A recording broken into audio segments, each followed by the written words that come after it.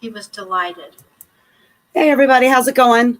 I'm a little bit late. I got distracted by another podcast that I'm doing later on this afternoon. But so I'm late to the proceedings with the impeachment trial. But here I am anyway. And right now I'm watching it on Twitter, on Reuters Top News.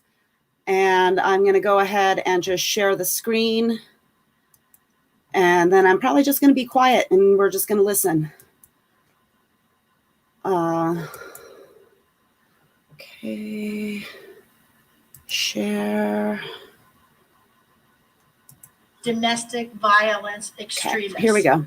These folks are known in the law enforcement community as DVEs. These threats were and are made worse by President Trump's refusal to take accountability and his refusal to forcibly denounce what his own FBI identified as some of the most dangerous. President Trump made it clear this was only the beginning. And to all of my wonderful supporters, I know you are disappointed, but I also want you to know that our incredible journey is only just beginning. And he was right. Unless we take action, the violence is only just beginning. In the aftermath of the attack, we saw a huge rise in threats from domestic violent extremists, including specific threats to the inauguration in D.C. and also to all 50 state capitals. Our intelligence agencies confirmed that in addition to these specific threats, President Trump's conduct emboldened the very same violent groups who initiated the attack and sparked new violent coalitions. These groups believe that they're following his orders. They believe that their acts of insurrection and violence are patriotic.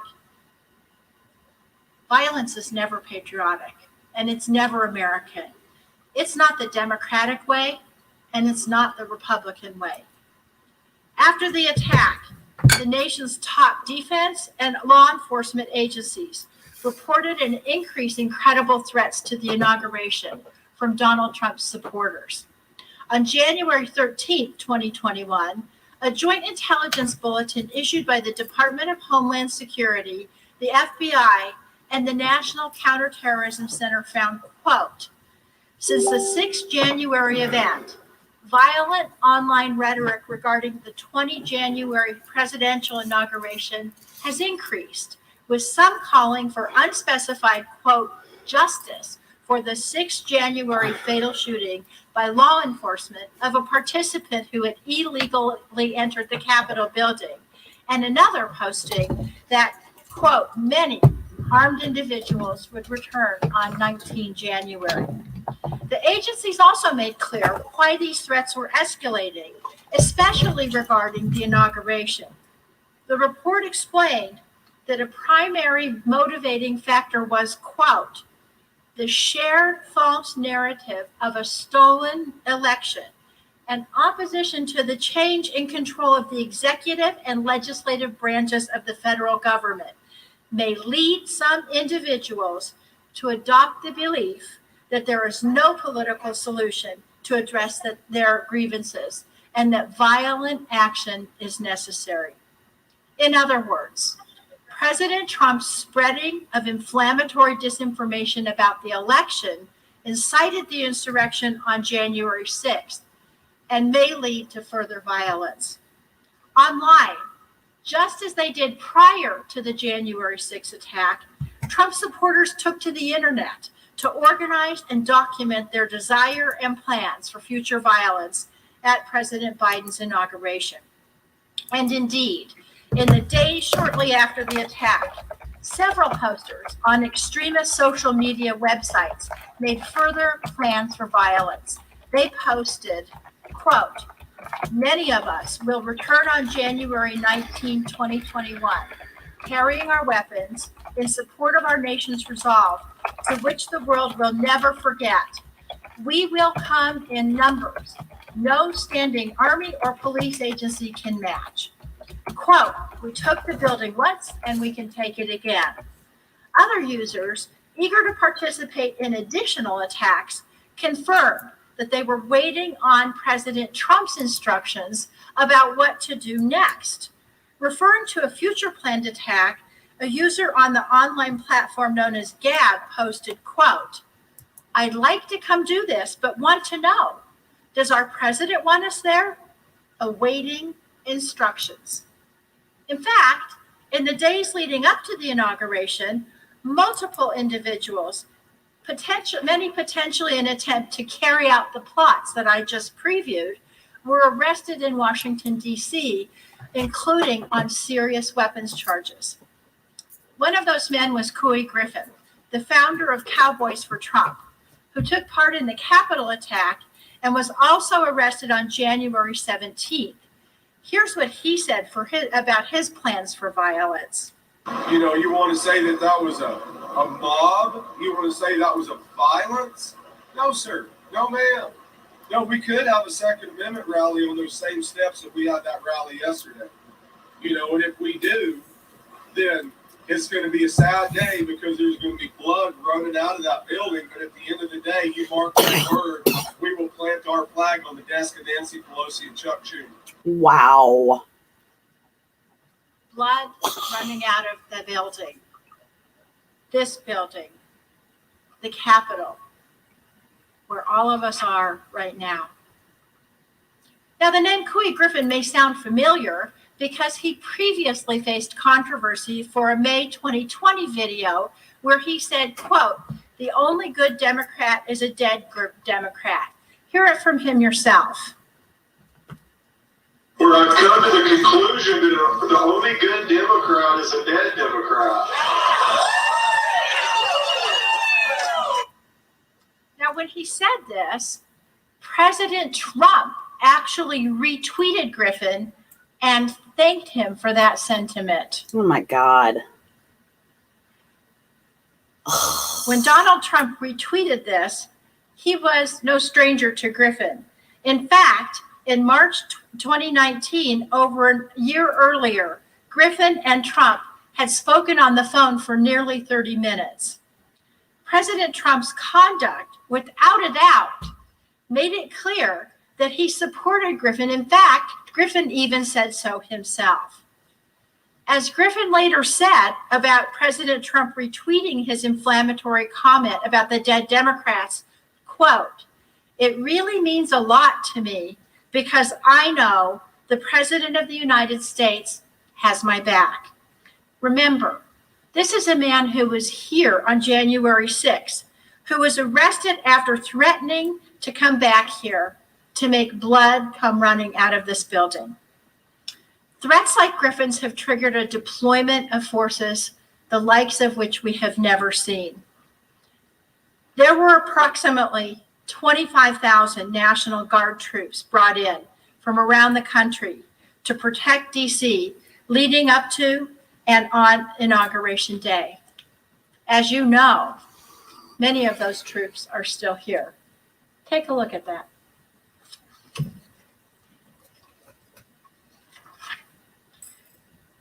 These were scenes that played out all over the country. 5 days following the siege on the Capitol on January 11, 2021, the FBI warned that, quote, "Armed protests are being planned at all 50 state capitals from 16 January through at least 20 January, and at the U.S. Capitol from 17 January through 20 January. As a result, at least 21 states activated their National Guards in preparation for potential attacks." President Trump's incitement has reverberated around the country, prompting massive law enforcement mobilization in several state capitals, including Washington, Illinois, Michigan, and Georgia. Look at these photos. This is what Donald Trump has done to America. This massive deployment of law enforcement has cost the taxpayers dearly. The National Guard deployment to DC alone is expected to cost at least $480 million. The bills are already also racking up in the states. North Carolina, South Carolina, Pennsylvania, Utah, and Wisconsin have each spent about $500,000 to safeguard their capitals in the run-up to the inauguration. Ohio spent $1.2 million over the same 2-week period. And remember, this is at a time when state budgets are already suffering under the weight of the pandemic. Our brave service members showed up. Thanks to their dedication and their vigilance, the inauguration and the days leading up to it mercifully proceeded without incident. In fact, after news broke of law enforcement's preparedness for further attacks, leaders of the Proud Boys, the Three Percenters militia, the organizers of the Million MAGA March, they all now told their followers to avoid protests up to or leading up to the inauguration for fear that law enforcement would crush them and arrest rioters who showed up. Thank God there wasn't an insurrection sequel here on January 20th. But look at the price we've paid, the price that we're still paying.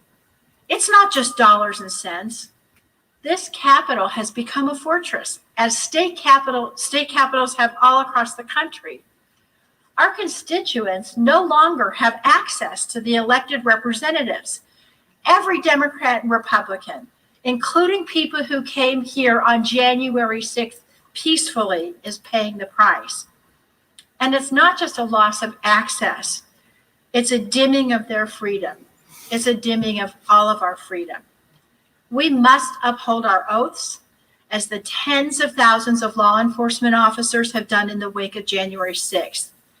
Because if we do not, President Trump's mob stands ready for more attacks. Now, this should be no surprise. Having a commander-in-chief who incites violence has given life to the existing violent groups he spent years cultivating and has inspired new coalitions among extremist groups who actually view January as a success. According to the FBI, President Trump's assemblage of his mob was particularly dangerous because, quote, in-person engagement between DVEs of differing ideological goals during the Capitol breach likely served to foster connections which may increase DVE's willingness, capability, and motivation to attack and undermine a government they view as illegitimate. In other words, they all got to talking to each other. This bulletin by our own Intelligence Committee was also confirmed by concrete evidence. Rioters celebrated their roles in the January 6th attack on social media. They boasted about their success in breaching the Capitol and forcing members of Congress and the vice president to evacuate. Take, for example, right-wing provocateur Nick Fuentes. The day before the Capitol insurrection, Fuentes said this on his internet show. What can you and I do to a state legislator besides kill him? Although we should not do that. I'm not advising that, but I mean, what else can you do, right? Fuentes was at the Capitol on January 6th and praised the insurrection on a live stream as glorious and awe-inspiring. He later said, quote, "We forced a joint session of Congress and the vice president to evacuate because Trump supporters were banging down and then successfully burst through the doors." Fuentes was not the only provocateur to revel in the violence. According to Mike Dunn, a member of the Boogaloo Boys, an anti-government movement whose adherents helped to lead multiple groups in storming the Capitol, the Boogaloo Boys will be, quote, "working overtime to capitalize on the January 6th riots and hope it will lead to more action." They said, quote, "just know there's more to come." Proud Boys members were bragging about the attack on the Capitol. One post on the Proud Boys Telegram channel said, "People saw what we can do. They know what we're up to. They know, and they want in." The leader of the Proud Boys himself sent the same message. Enrique Tarrio said the Proud Boys would be active during Biden's presidency. Tarrio stated, "You're definitely going to see more of us." Extremist groups are also boasting that the attack on our Capitol is a boon for their recruitment efforts. 3% Security Force leader Chris Hill says he's been contacted by several people interested in joining since the insurrection. And as one expert who focuses on domestic extremism, Jared Holt explained, by all measurable effects, this was a far-right extremist, one of the most successful attacks that they've ever launched. They're talking about this as the first stab in a greater revolution. And as indicated by Mr. Holt, their perceived success has given them encouragement to continue and to escalate attacks. Intelligence agencies have also noted that these extremist groups will unfortunately be targeting vulnerable minority communities in the U.S. A January 27, 2021 DHS bulletin warned, quote, long-standing racial and ethnic tension of the sort that led to a man killing You guys, there's a bird just flew in my office. Walmart Oh my God. continue to grow and motivate further attacks. The January I have to go open the door and let the bird Joint out. Intelligence Bulletin report stated that in addition to the other types of violence listed, DVEs may be incited to carry Keep out watching. I'll be right back. violence, including violence against racial, ethnic, and religious minorities and associated institutions, journalists, members of the LGBTQ plus community, and other targets common among some DVEs. These prejudiced elements could be seen visibly in the attack in the crowd that attacked the Capitol. Pictured here is Robert Packer. Robert Packer is an avowed white supremacist and Holocaust denier who proudly wore that sweatshirt which states, quote, Camp Auschwitz. These prejudiced elements could also be heard from the crowds. As you've heard, the insurrectionists that attacked the Capitol on January 6th hurled racial slurs, including at Black police officers. One officer described the trauma he experienced when the rioters seized the Capitol. He said, quote, I'm a Black officer. There was a lot of racism that day. I was called racial slurs, and in the moment, I didn't process this as traumatic. I was just trying to survive. I just wanted to get home, to see my daughter again. I couldn't show weakness. I finally reached a safe place, surrounded by officers. I was able to cry, to let it out, to attempt to process it. These extremist groups were emboldened because President Trump told them repeatedly that their insurrectionist activities were the pinnacle of patriotism.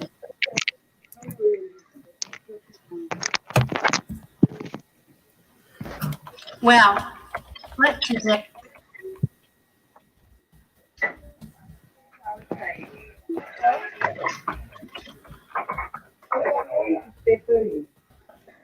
Be the day that we reclaim more fruit. As my colleagues showed, this was not the first time that President Trump inspired violence.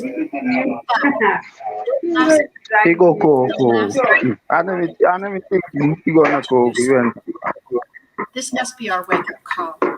We must condemn it because the threat is not over. President Trump refused to condemn this type of violence. Instead, over and over again, he's encouraged it. Our response must be different this time. We simply cannot sweep this under the rug. We must take a united stand, all of us, that this is not American. Think back to August 2017, when a young woman was murdered during a white supremacist rally in Charlottesville, West Virginia. Her name was Heather Heyer. Her mother's name is Susan Breaux. Ms. Breaux has been a steadfast advocate for her daughter's memory. In a 2018 interview, she expressed concern that people had rushed too quickly to reconciliation without accountability.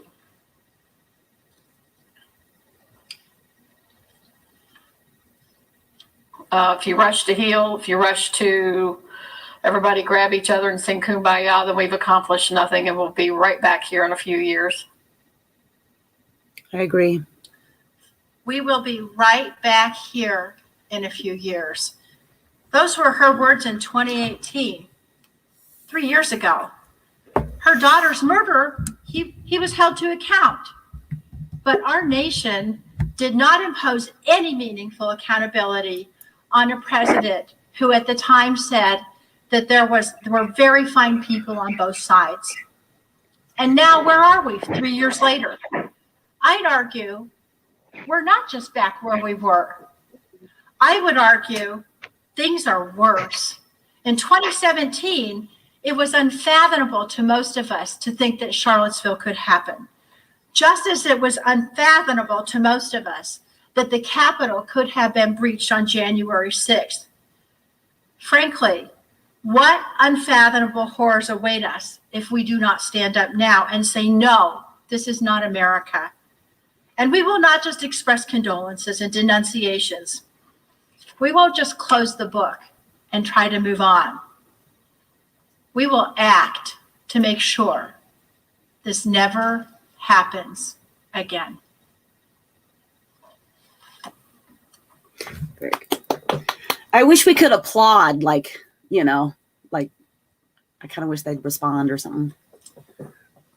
Representatives Cicilline and Liu will now come to show the harm done and the damage done to Congress and our democratic process. Mr. Cicilline.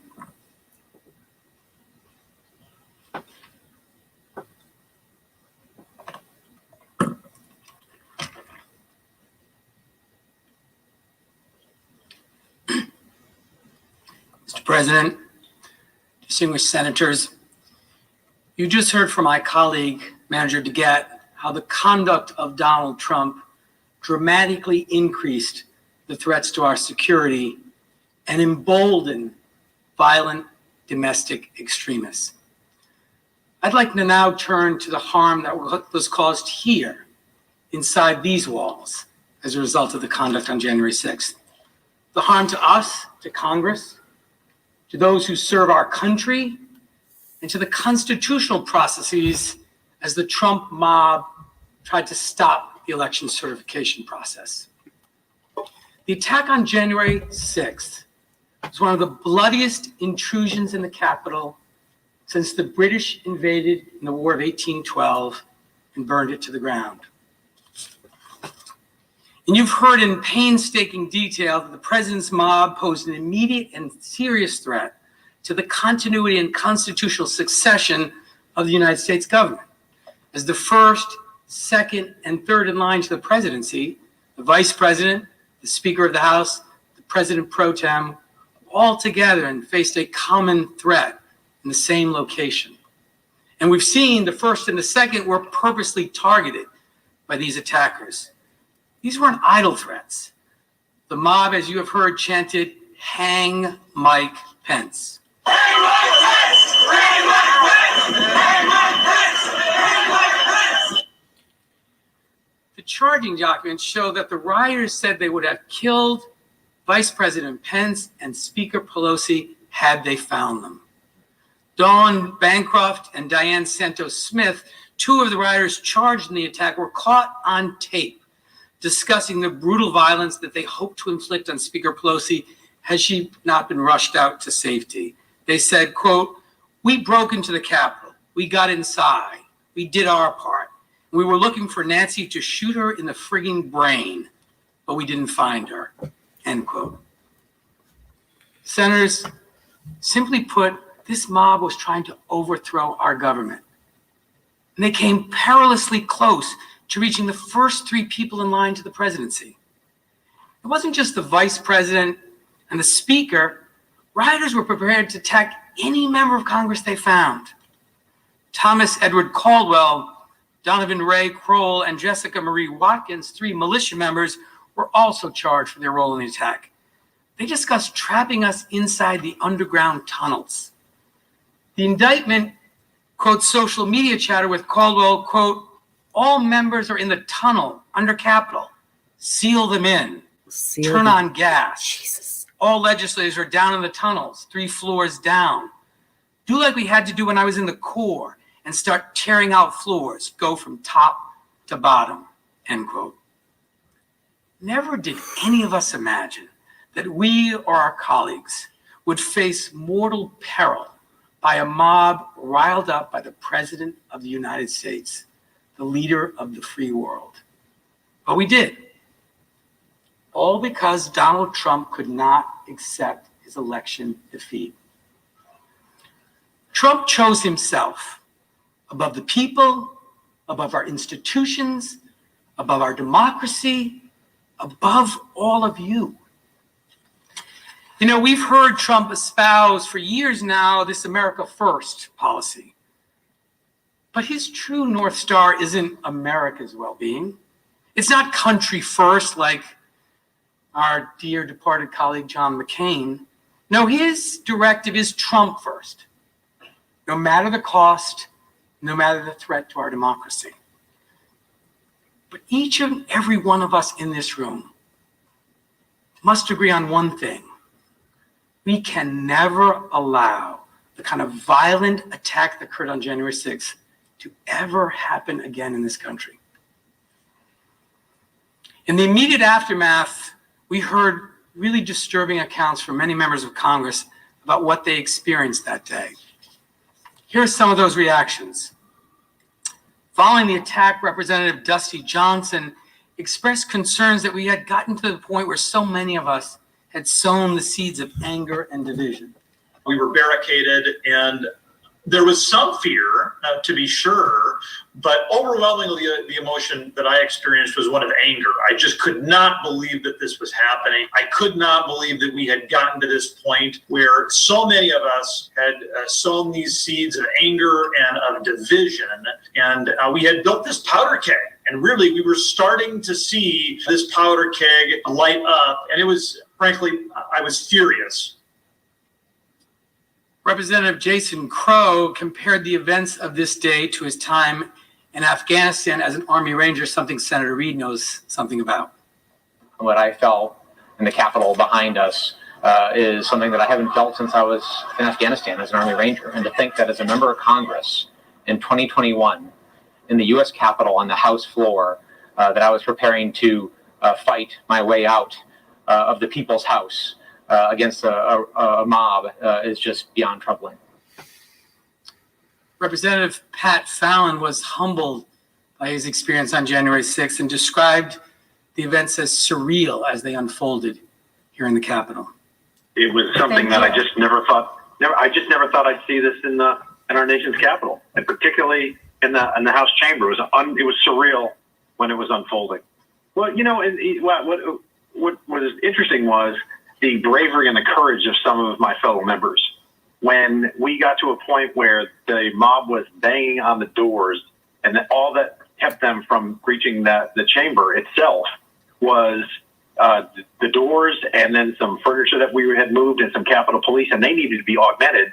And so Tony Gonzalez, a new freshman rep from Texas, and Ronnie Jackson and Troy Nels and Mark Wayne Mullen stepped in, and we broke off furniture. Some of the hand sanitizer stations are on these big giant poles, the wooden poles, and we turned them upside down, and we were ready to actually have the street fight in the House chamber. It was unbelievable. Many members that day wondered if they would ever see their families again. As the rioters breached the Capitol and they were outnumbered and trapped inside, they were calling loved ones to say goodbye. Representative Dan Kildee was one of them. Listen to how he described the impact of the riot on him. I was laying on the floor, trying to, protect myself behind this little wall. And, we all took our pins off because we were certain that if this mob were to come in, that would not be a good thing, that we would quickly, easily be able to identify us as members of Congress. I called my wife, and it wasn't until I heard her voice that I thought, wow, this is like one of those calls you hear about. While most coverage is focused on the extreme danger posed to members and the Capitol Police who were targets of this attack, there were lots of other people in the Capitol working on January 6th as well. From personal aides to floor employees, cleaning staff, food service workers. We can't forget all the people that were in harm's way that day. These employees experienced trauma, some cowered, hiding in places just feet away from where this rabid crowd had assembled. Many were just kids, 20-somethings, who came here to work because they believed in their country and they believed in working to make it better. Others were dedicated food and service workers, all who worked incredibly hard to make sure that we can come here and do our jobs. These workers are the lifeblood of the legislative branch. They deserved better. You've already heard from Speaker Pelosi's staff, the staff that was hiding under the conference table, cowering in the dark, making sure that the attackers couldn't hear them. But I'd like to share with you what some other staffers went through. Listen as two staffers recall what they experienced that day. But then we were seeing on Twitter, on our phones, and then and hearing from some of the police officers on the floor that the building had been breached. Building breached. Those were two words I had never heard. That was particularly stressful, being in a room close to where things are happening and not really knowing what was happening, and seeing it come in live, and getting texts from people, are you okay? And truthfully, I didn't know what was happening. I heard shots fired, shots fired, shots fired, show me your hands, show me your hands. Then I did not know if they were right outside, if they were lots of people with weapons, if there were one shooter, if they had, I didn't know what it looked like. I just knew that there were shots fired outside of the House chamber. According to reports, one Republican Senate staffer whose office was not far from the floor, quote, took a steel rod and barricaded his door as the rioters banged on his door trying to break in. The New York Times also reported that a senior black staffer was under lockdown for 6 hours during the insurrection, was so disturbed about these events that she quit her job. Another staffer who was on the floor of the House that day described that what happened on January 6th still echoes in his mind. Listen to him describe the moments just before this indelible image. I heard glass break, and I could see the window panes on the house main door start to pop. And I figured that, obviously I knew they were at the door, and they figured out a way to break the glass. And the last thing I remember before I walked off the floor was several of the police officers had drawn their guns and had their guns trained on the door. Clearly that was, I didn't think there was anything else I could do, and I didn't want to be there for whatever was about to occur. So I got to the top of the stairs. The stairway was pretty packed, and right about that point, I don't know whether it was a police officer or somebody else said, "They're right behind us. Run." For me, the thing that I keep thinking about, and again, there isn't a day that hasn't gone by since January 6th that at some point in the day I haven't kind of gone back and picked at some little thing, but the sound of those window panes popping, I won't forget that sound. I won't forget that sound. How long will the sound of window panes breaking haunt this staffer? And he isn't alone. There are countless people who are still living with the trauma of what happened that day. This includes, by the way, another group of people who were with us in the Capitol on that day, and that's the press. They were in danger, particularly after years of being derided by President Trump as fake news. Mm-hmm.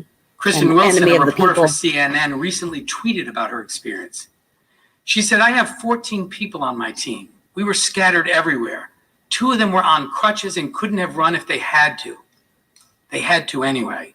1 was trapped in the House chamber and had to crawl out to hide. 4 of us barricaded ourselves in a room off the Senate chamber. every bang on the door of them trying to come through, I can still hear in my head. The janitorial and custodial staff of the Capitol, the people who day after day tend to our home away from home, were also traumatized. But we don't talk about them and the harm they suffered often enough. One janitorial worker recounted how he was so scared that he had to hide in a closet during the attack. He said, quote, "I was all by myself. I didn't know what was going on," end quote. Another employee, a mother of 3, said, "The insurrection shattered all my sense of security at work." And an employee of the Capitol said, quote, "I hope nothing else happens because these people were talking about killing us, killing federal employees, killing police." Another employee was afraid to work on Inauguration Day, said, quote, "I honestly fear for my life. I've got 2 children at home," end quote.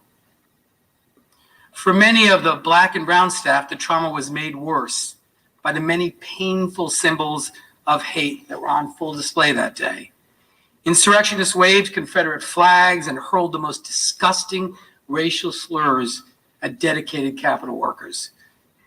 Then after all of that, these same workers, many of them people of color, were forced to clean up the mess left by mobs of white nationalists. They shit on the floor. One member of the janitorial staff reflected how terrible he felt when he had to clean up feces that had been smeared on the wall, blood of a rioter who had died, broken glass and other objects strewn all over the floor. He said, "I felt bad.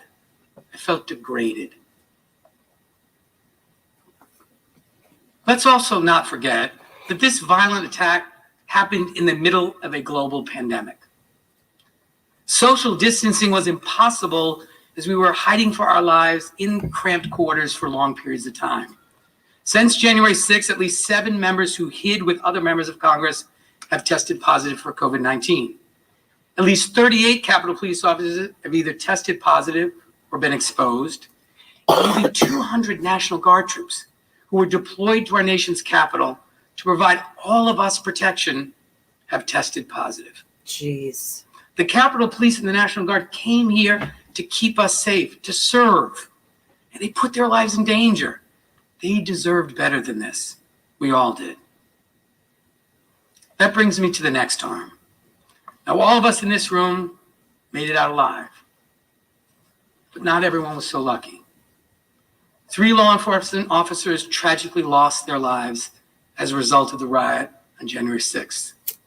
These officers, Capitol Police Officer Brian Sicknick, Capitol Police Officer Howard Liebengood, and Metropolitan Police Officer Jeffrey Smith, all honorably served to protect and defend. My colleague, Mr. Swalwell, told you about Officer Sicknick. He was a 42-year-old military veteran who dedicated his entire life to public service. On January 6th, he fought a mob of rioters as they streamed into the Capitol and ultimately lost his life protecting us. Officer Liebengood was a 15-year veteran of the Capitol Police. His father served as Sergeant-at-Arms here in the Senate, and Officer Liebengood followed his extraordinary example of public service. Officer Smith served for 12 years with the Metropolitan Police Department. He heeded the call of duty on January 6th by coming to stand with the Capitol Police to help secure our democracy. Earlier, my colleague, Manager Swalwell, showed you terrible videos of the police being physically abused and injured. You remember what happened to Officer Fanone and Officer Hodges of the MPD, but there were scores of other officers whose names we don't know who were also brutalized that day. Injuries to the U.S. Capitol Police and the Metropolitan Police Department include concussions, irritated lungs, serious injuries caused by repeated blows from bats, poles, and clubs. Capitol Police officers also sustained injuries that will be with them for the rest of their lives. One officer lost the tip of a right index finger. In a statement issued on January 7th, the chairman of the Capitol Police Officers Union said, and I quote, "I have officers who were not issued helmets prior to the attack, who have sustained brain injuries. One officer has 2 cracked ribs and 2 smashed spinal discs. One officer is going to lose his eye, and another was stabbed with a metal fence stake," end quote. In total, At least 81 members of Capitol Police and 65 members of the Metropolitan Police Department were injured during the attack on January 6th. Former Capitol Police Chief Son described the insurrection as violent, unlike anything he'd seen in his 30-year career in law enforcement. DC Police Chief Robert J. Conti III, who had spoken with an officer who had been beaten and injured with a stun gun, said, quote, "I've talked to officers who have done 2 tours in Iraq who said this was scary to them from their time in combat," end quote. Of course, the physical violence is not the only thing that will have a lasting effect on our brave sworn officers. Trump's mob verbally denigrated their patriotism, questioned their loyalty, and yelled racial slurs. They called them traitors, Nazis, un-American for protecting us. For example, in the next clip, a rioter wearing a hunting jacket accosts a police officer. Are you un-American? Act like fucking what you is! Don't argue with the fucking eyes! You guys have no idea what the fuck now! Now once again, you're American! Now one idea! Don't touch me, don't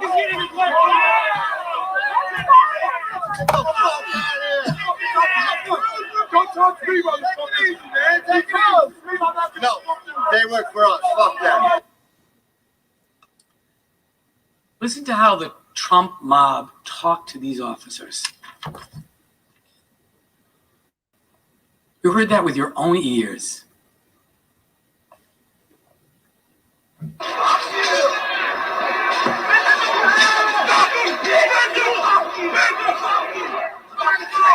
You're a fucking traitor! You're a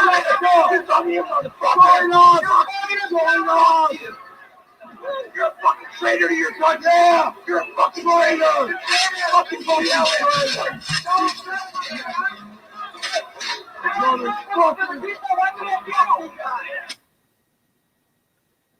Effing traitor. So much for back in the blue. There's a couple more examples.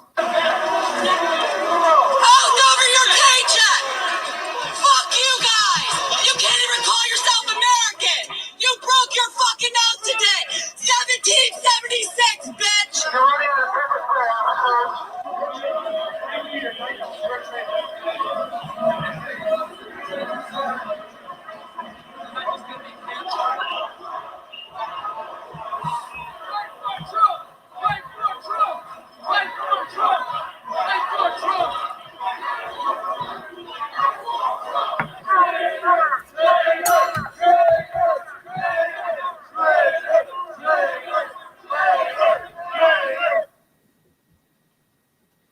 They called law enforcement officers traitors. You have to wonder, who are these rioters sworn to? To whom do they believe the police owe their loyalty? To the people? To the Constitution? To our democracy? Or to Donald Trump? Even those who were not outwardly injured, the mental toll has been significant. Several Capitol Police officers have reportedly threatened self-harm in the days following the riot. And in one case, an officer voluntarily turned in her gun because she was afraid of what might happen. Black police officers were also met with racist vitriol. You heard Lead Manager Raskin reference a black police officer who, weary from racialized violence that he had experienced that day, saying, "Tears just started streaming down my face. I said, what the F, man? Is this America?" Is this America, Lead Manager Raskin asked. Is this America? What is your answer to that question? Is this okay? If not, what are we going to do about it? These people matter. These people who risk their lives for us. So I ask you respectfully to consider them, the police officers, the staff of this building, when you cast your vote. These people are in deep pain because they showed up here to serve the American people, to serve their government, to serve all of us. And I ask each of you, when you cast your vote, to remember them and honor them and act in service of them as they deserve. I also want to recognize that 4 individuals, 4 insurrectionists who also lost their lives during the attack. These people were led here by the words and actions of an individual who made them believe that they were patriots. The loss of human life is, of course, the most consequential. But that was not the only damage wrought that day. The Trump mob also damaged this building. They defiled some of the most sacred places. Statuary Hall, the Rotunda, where some of America's greatest champions, presidents, Supreme Court justices, civil rights heroes, and other defenders are honored after their death. Trump's violent mob had little respect for this place. This video shows the wreckage left in the Senate parliamentarian's office by the insurrectionists.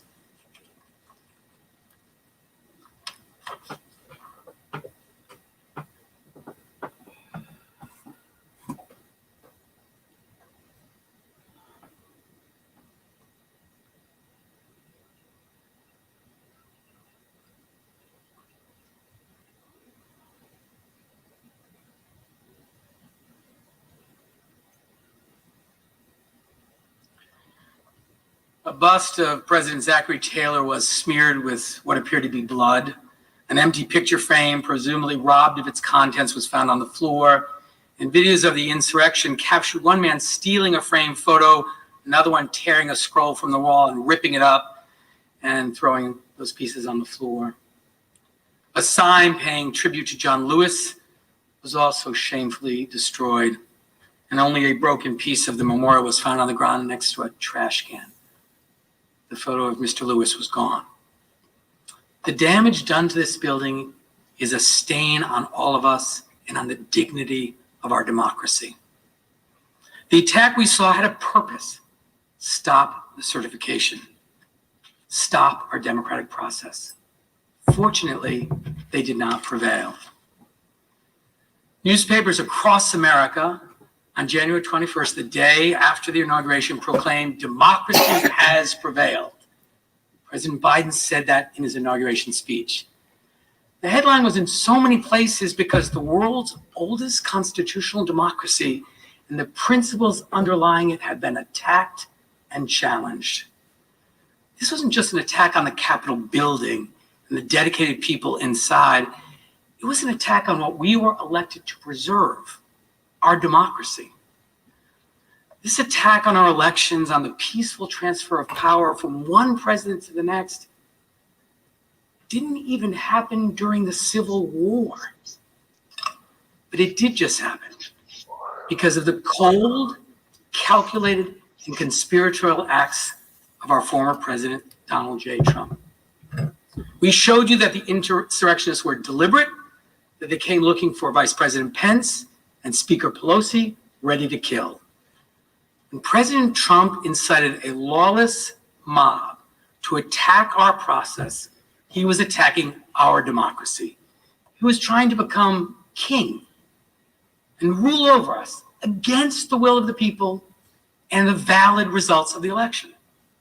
For the first time ever in our history, a sitting president actively instigated his supporters to violently disrupt the process that provides for the peaceful transfer of power from one president to the next. Think about that for a moment. What if President Trump had been successful? What if he had succeeded in overturning the will of the people in our constitutional processes? Who among us is willing to risk that outcome by letting Trump's constitutional crimes go unanswered? The founders included impeachment in our Constitution not as a punishment, but to prevent. We have to prevent every president, today, tomorrow, or any time in the future, from believing that this conduct is acceptable. Today, we have to stand up for our democracy and ensure we remain a country governed by the people, for the people, by telling Donald Trump and people all across this country and all across the world that his crimes will not and cannot stand. Yes. Very well said. That was very powerful. The Senate will stand in recess. I ask unanimous consent the House stand in recess for 15 minutes. Without objection, the Senate will stand in recess. Okay.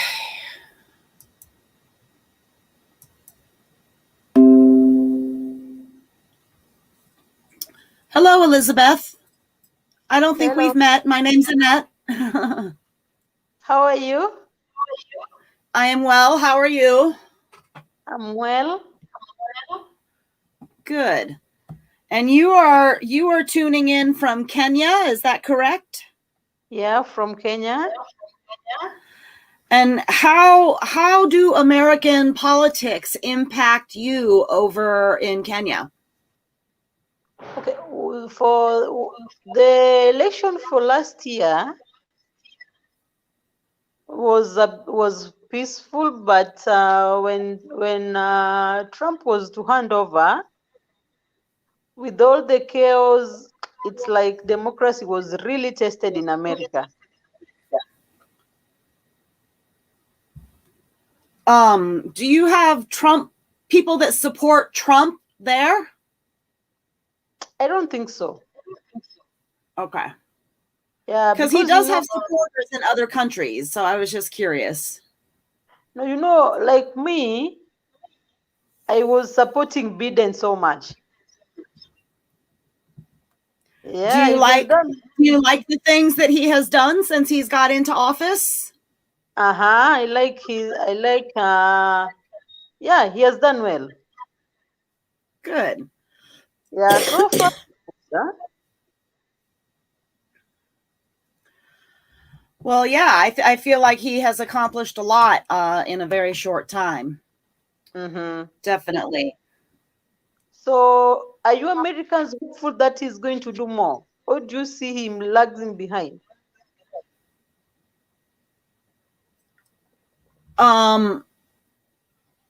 Say it again. I'm sorry. I'm asking, do you think he will deliver as he promised? Oh. Do you guys have hope that? I have hope, but it's taking longer than I expected for him to get the stimulus packages moving and kind of get the money flowing. But I do have hope that it's possible that we could get a universal basic income in the future, but I don't feel like they're handling the stimulus package and that part of it that well right now. Right now, it feels like we're being lied to. But I am trying to keep an open mind and just sort of like sit back. Let's just wait. Let's just let it play out because we have lots of other things going on as well. This Trump impeachment thing is a big deal. So we need to deal with that, So I'm going to try to be patient. That's what I'm going to do is just be patient. But if I may ask, there was some months behind you got the stimulus, right? Yes. But you guys are very lucky. That is a very tight dream here in Kenya. We don't even dream of one day getting the stimulus. We don't dream. Yeah, because with universal basic income, not all countries embrace it because people feel like it's a threat to their political standing. For example, you give somebody stimulus, this person will be empowered, right? Yes. And that is what politicians in Africa are very, very much afraid of, being empowered. I think that's what American politicians are afraid of the same thing. So that's why I know Vincent is a very big supporter of Andrew Yang, And we all believe that that is why Andrew was not allowed to go any further than he did at that time, because he was suggesting that we empower the people. And they're just like, no, wait a minute, you know. But however, that was just before the pandemic started. And then, so everything has changed. Everything has changed like overnight. And so that's why I still have some hope for because they are giving us stimulus money. That's what gives me hope that they can go the next mile and eventually get into the UBI. So. Yeah, somebody like me, I mean, I support UBI so much because it promotes humanity. Yeah, so when Andrew Young contested, I was very much into him, that he's a guy standing up for humanity, something that so many people don't have the courage to do. Then when he withdrew from his political running, I was like, so it's all over the world. Everybody is not interested in somebody who wants to bring humanity back to the people. I was expecting Americans to really embrace him, huh? Yeah, you would think so. Yeah. You would think so. But we have so many trust issues here because we have been abused by politicians and our government for so long. It is very hard to discern who is genuine and who is lying, because we've been lied to so much that somebody like Andrew seems too good to be true for a lot of people. And so, and then,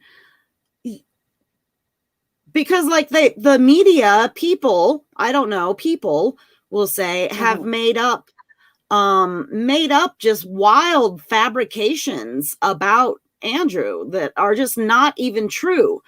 But the people reading that information, the people reading those lies, they want to believe them, right? Like they want to believe that it's true, that Andrew is just this horrible person or whatever. So they latch on to that and they suck it up, and then they spread it all over the place. And like, we've got a serious problem with hatred in America. It's a very serious problem. And like, so many people hate so many other groups of people. And I feel like the entire country needs like group therapy. Like, I really liked Marianne Williamson, who also ran for president. I don't know that I would have, I supported Andrew for president, but I would really, had he made it, I would have loved to see her in like as a leader of health, you know, including mental health and start the healing, you know, like we just need to heal. There are so many wounds that need to be healed. And we need somebody that understands that and will start the healing process. So I really liked Marianne Williamson for that role. I see her as sort of sort of like an earth goddess kind of thing. I don't know.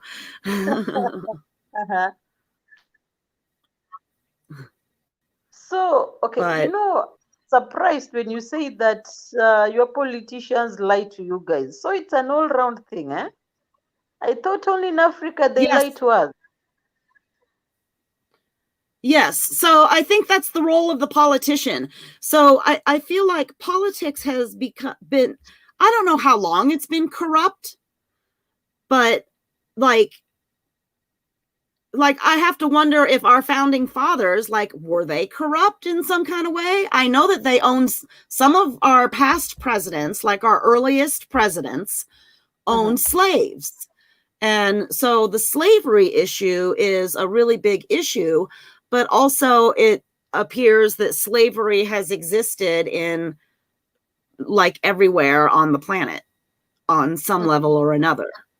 It seems like, so maybe it's just a human issue. It's a humanity at large issue. Yeah. And there are certain things that I think are universal. And I don't know, on such a large scale, I don't know how we can remedy that. So, but you see, you guys in America, at least you have hope. Huh? With Andrew in the picture, if guys can take him seriously, you have hope. In Kenya, we don't have hope because there's nobody who will stand up for the people. That is number one. Nobody will stand for the people. Everybody is looking for what benefits him or her. However much somebody will come up with the UBI issue in Kenya, in the long run, he or she will be after what benefits him or her. At least Americans, you have hope. And the only thing I can tell you guys is give Andrew a chance.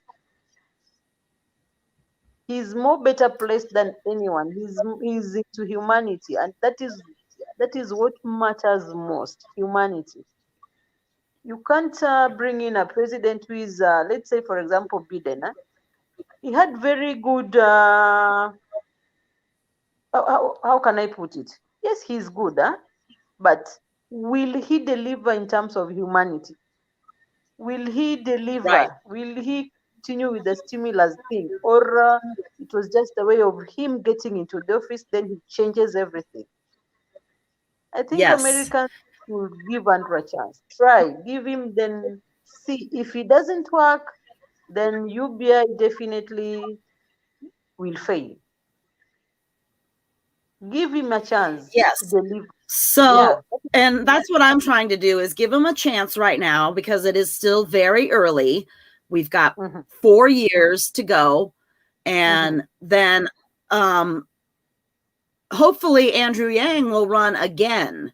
And so all the people that missed the boat the first time Andrew Yang ran, hopefully will have had their eyes opened by then.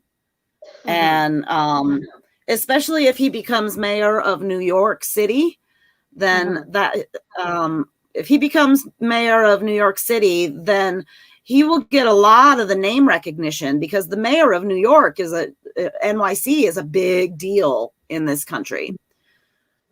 Usually everybody knows who is the mayor of NYC. So if he gets that and does some good things for his city where he lives, then I think it will be even easier to propel him into the presidency.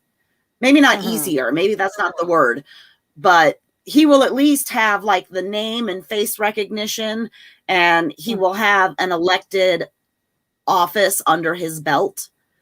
So he will have that experience, because that's another thing that people were hesitant about is that, well, he's never been elected for anything before.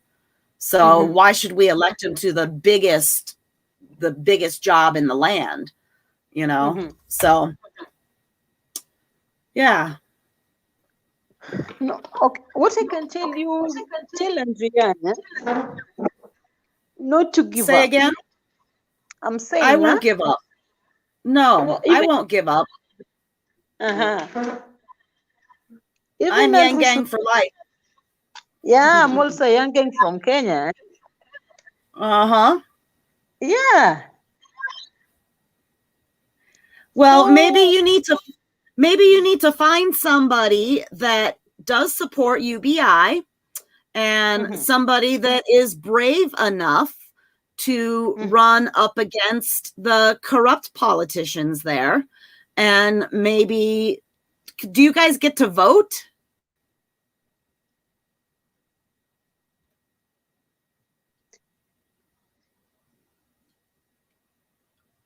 Or are your leaders just chosen for you? Do you get to vote, like Elizabeth? you're voting next. Yes, we get to vote. Oh, okay. Yeah, like good. next year we. Mhm. Next year you get to vote. Yeah.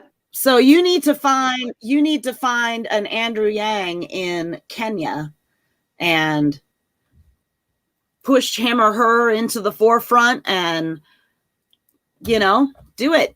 Or find somebody that's already popular, already well known, that is a good human being. And it only takes one person to lead us into that change.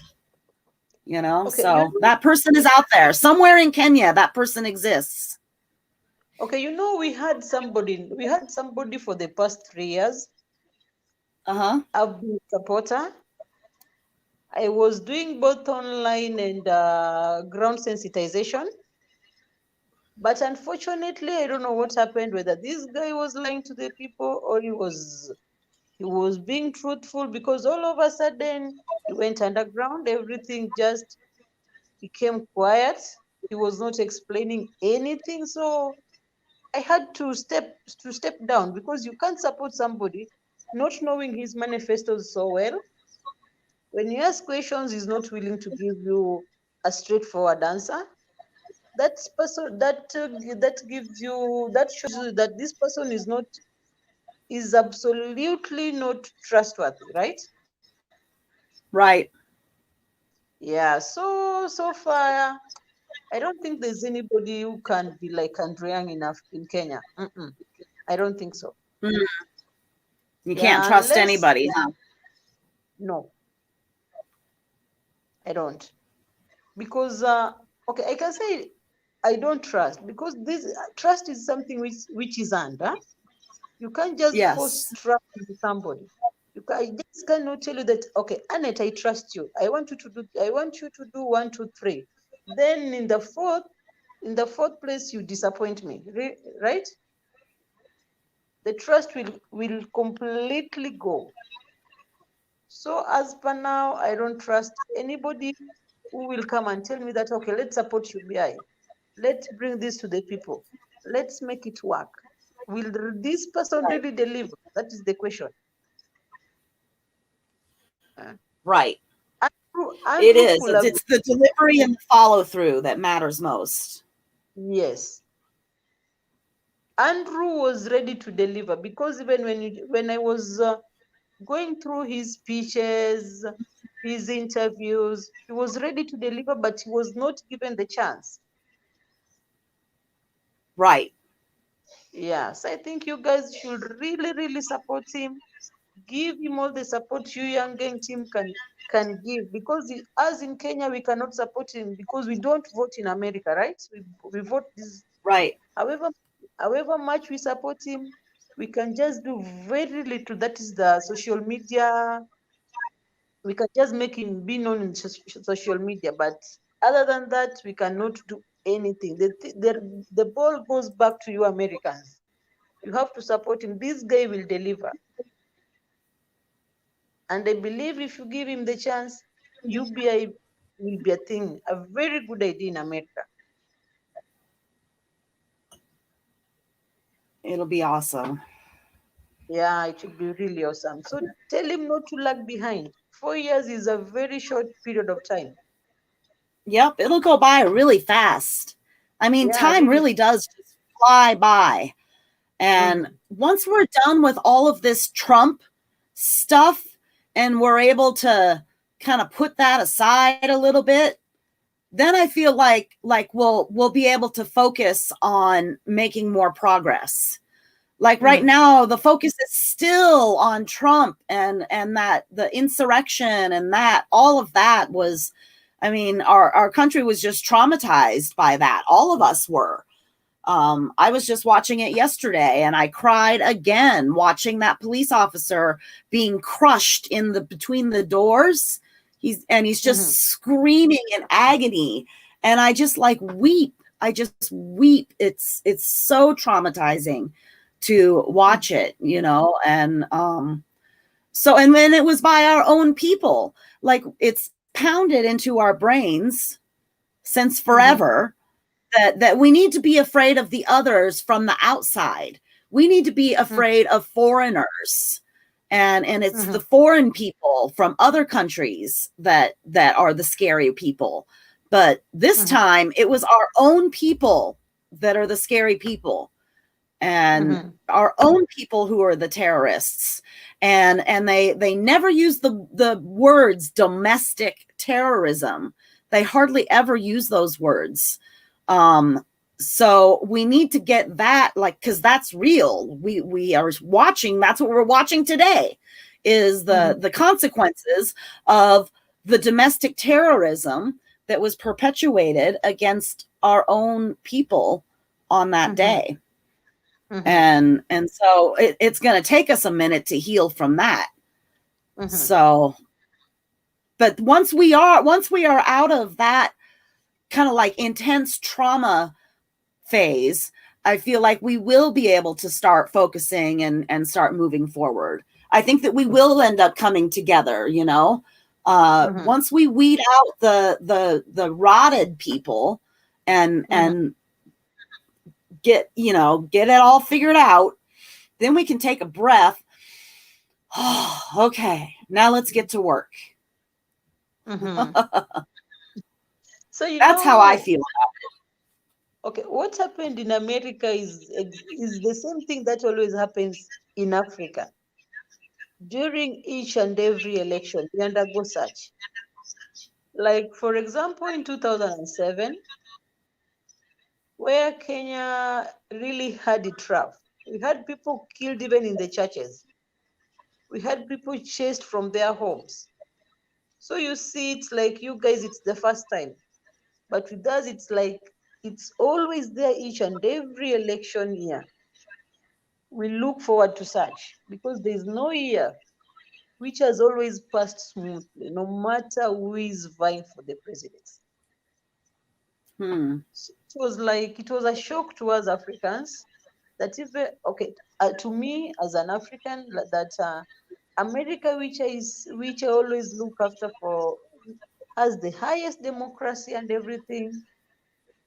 All of a sudden, democracy is tested, people fighting, hooliganism everywhere. So I was like, so America is like Africa, where people fight.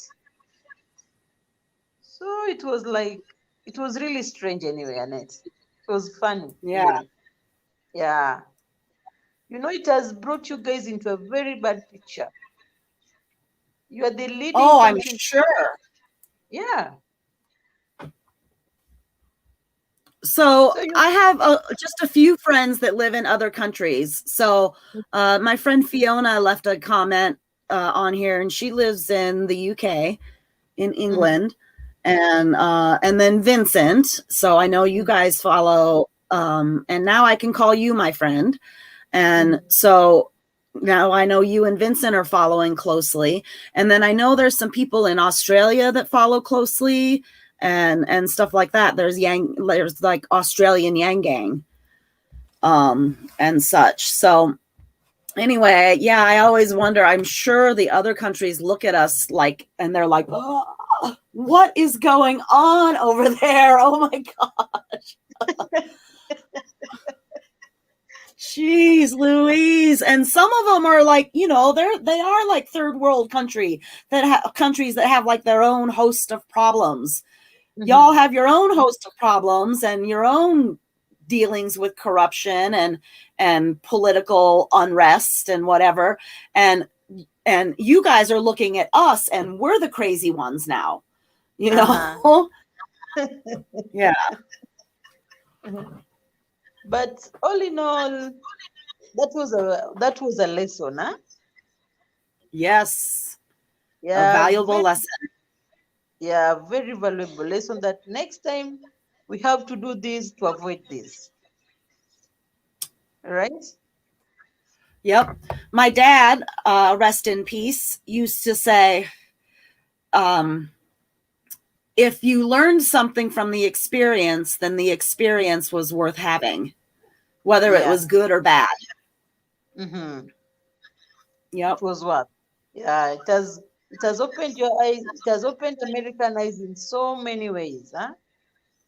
Absolutely. Yes. And Okay. it showed like the ugly underbelly that Mm-hmm. that was sort of in hiding, like it brought it all out into the open. I feel like we've just like ripped a cover off of something that was hidden because it was already there. Like all of that hatred and everything was already there. It's just maybe we didn't notice it as much. Like they were like ignited and they were empowered in their own way. And so, yeah, I really feel like it has changed my perception of the people all around us. And it's made me very cautious. I'm very cautious now with like new people. And like we always have we bring people to live on our property with us. We have a 5-acre property here, and we have often given people that a place to stay. And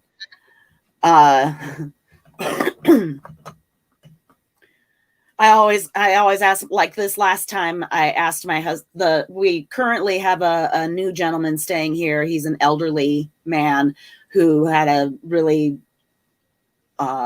uncomfortable living situation before. And so we just brought him over here and to stay. And but before, so I didn't know him. My husband knew him. And so he was saying, well, he really needs a place to stay, honey. And so I started asking a bunch of questions about him. I'm like, well, does he, this, does he that? And I said, is he a Trump supporter? And he goes, oh, no.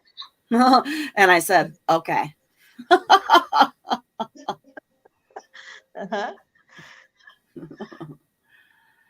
So, yeah, I mean, I think there are different categories of Trump people. There are Trump voters, people that voted for Trump because they are Republican, hardcore through and through, and they will only vote for a Republican. And then the Trump voter that was just looking to shake things up, and just wanted somebody because of all the corruption that the current politicians have. That, they thought that he was really going to make some change. Okay. That's legit. That's a legitimate thought. So I can understand these two people right here. And then we start getting into like the people that like support him and enjoy his vocabulary and just they enjoy who he is. Right. And then there's like the full on like cult members. Like they like hang on every word. They believe every lie that he tells and like he can do no wrong. And he's like the Jesus come back to the earth, and all of that, And those are the scary ones. Okay, so those are the scariest people. There's those ones in the middle that I'm just like, okay, well, is there a line for those people?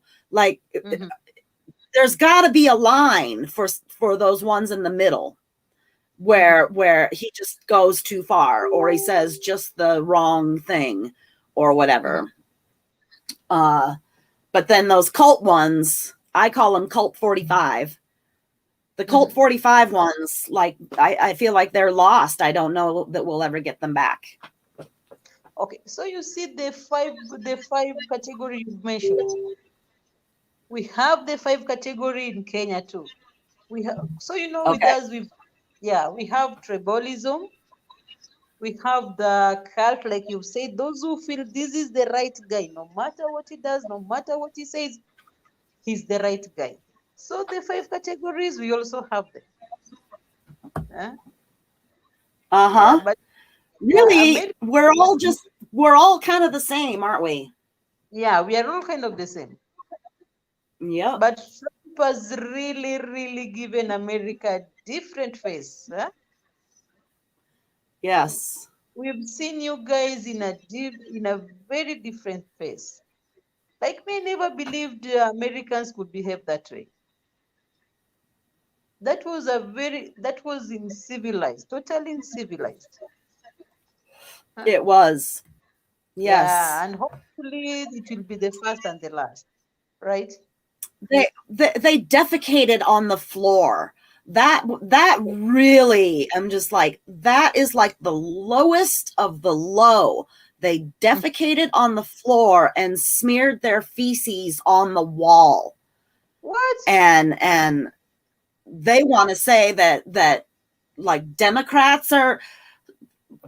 One guy said something about like one guy commenting on a thing said that like Democrats were animals or something like that, and it was right after the riots or that the Capitol riot, and I said, your people defecated on the floor and smeared it on the wall.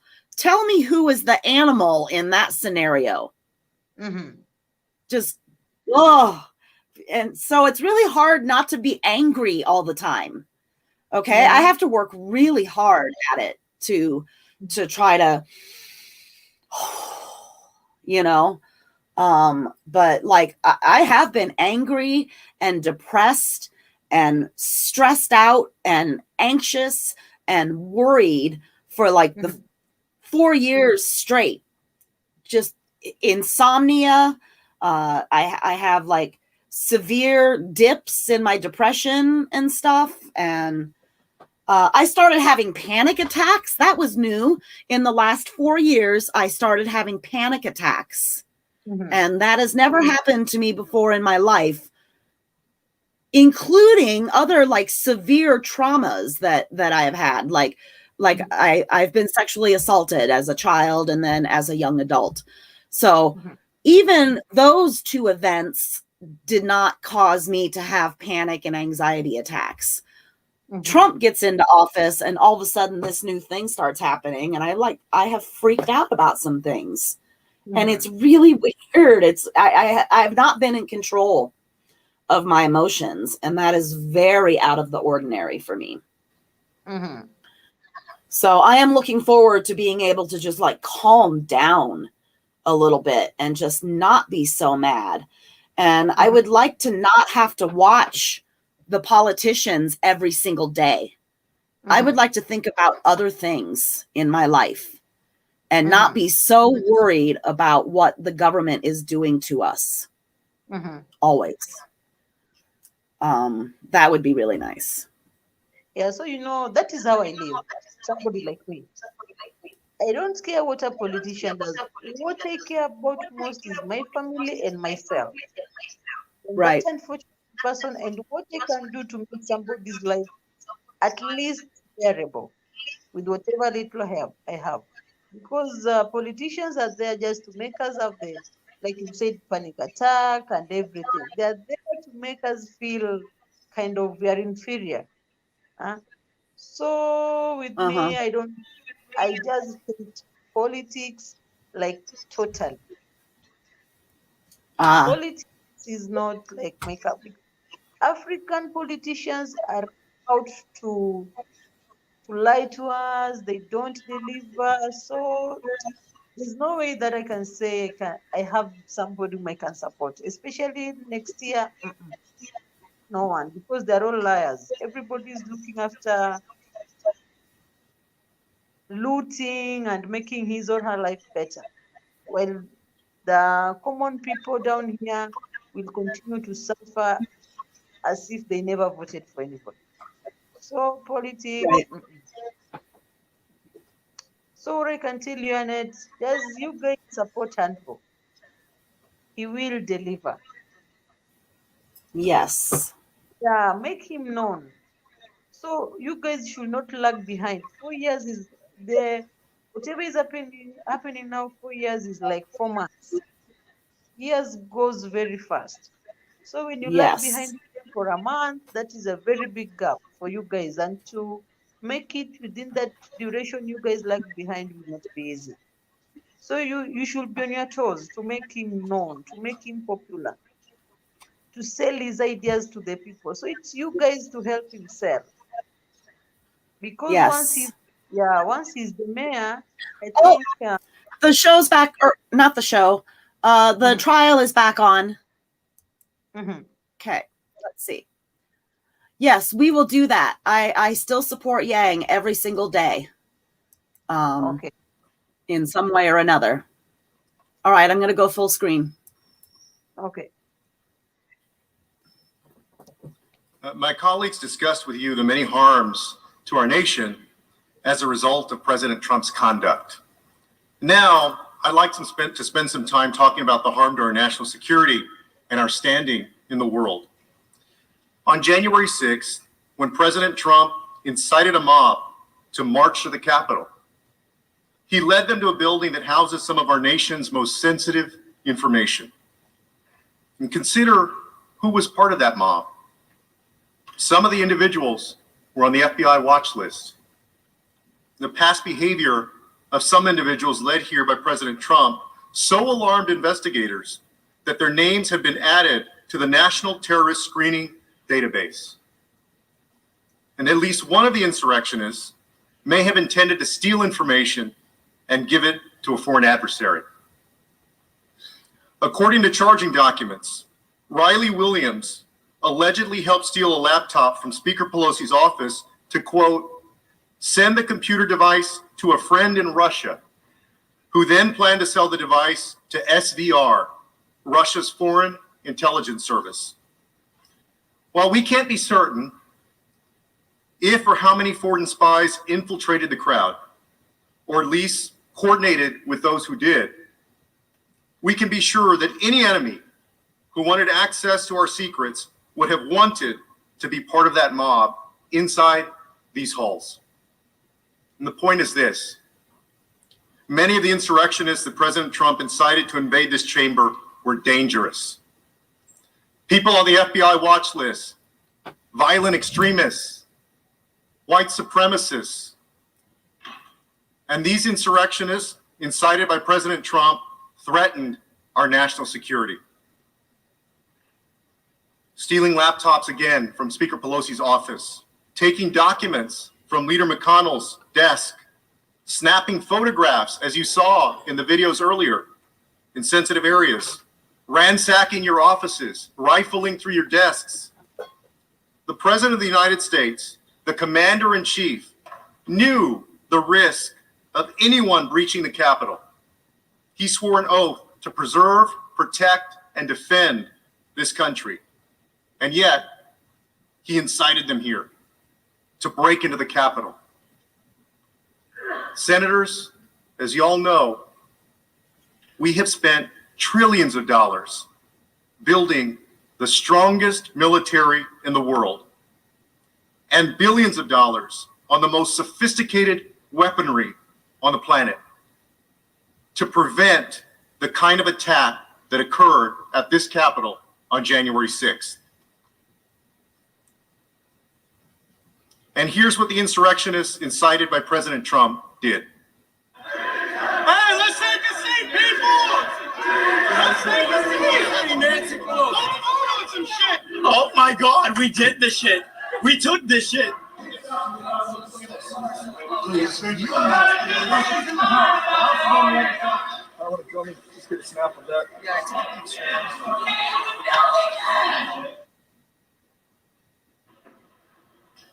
In many ways, this room is sacred, and so are the traditions that it represents.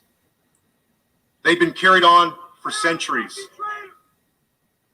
Congress has declared war 11 times on this floor, including entering World War II. And Congress passed the Civil Rights Act and expanded the right to vote to ensure that no matter your race or your gender, you have a voice in our nation. And this floor is where history has been made. And now our intelligence agencies and law enforcement agencies have the burden to figure out exactly what was stolen, taken, ransacked, and compromised. As acting U.S. Attorney Michael Sherwin explained, quote, materials were stolen, and we have to identify what was done, mitigate that, and it could have potential national security equities. These investigations are necessary now because of the actions of President Trump. And it wasn't just the people that he led here the intelligence agencies have to look into. It's also what they took and what they gathered. And it was the very fact that this building with so much sensitive information and some classified information that this Capitol was breached. And think about it. Every foreign adversary considering attacking this building got to watch a dress rehearsal, and they saw that this Capitol could be overtaken. As Elizabeth Newman, a former Trump administration official, stated, quote, you have terrorists who would love to destroy the Capitol. They just saw how easy it was to penetrate. We just exposed a huge vulnerability. And it's not just the Capitol. This attack has implications for all government buildings. And Senator Rubio made this point well.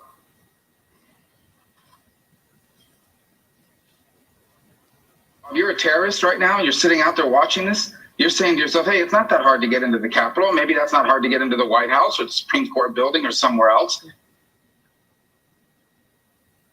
Our government, our intelligence agencies, and our law enforcement have implemented additional safety measures since the attack on January 6th. But while we secure this physical space, what message will we send the rest of the world? We already know that the message our adversaries took from January 6th. This is how some of them responded after the attack. Quote, for America's adversaries, there was no greater proof of the fallibility of Western democracy than the sight of the U.S. Capitol shrouded in smoke and besieged by a mob whipped up by their unwillingly outgoing president.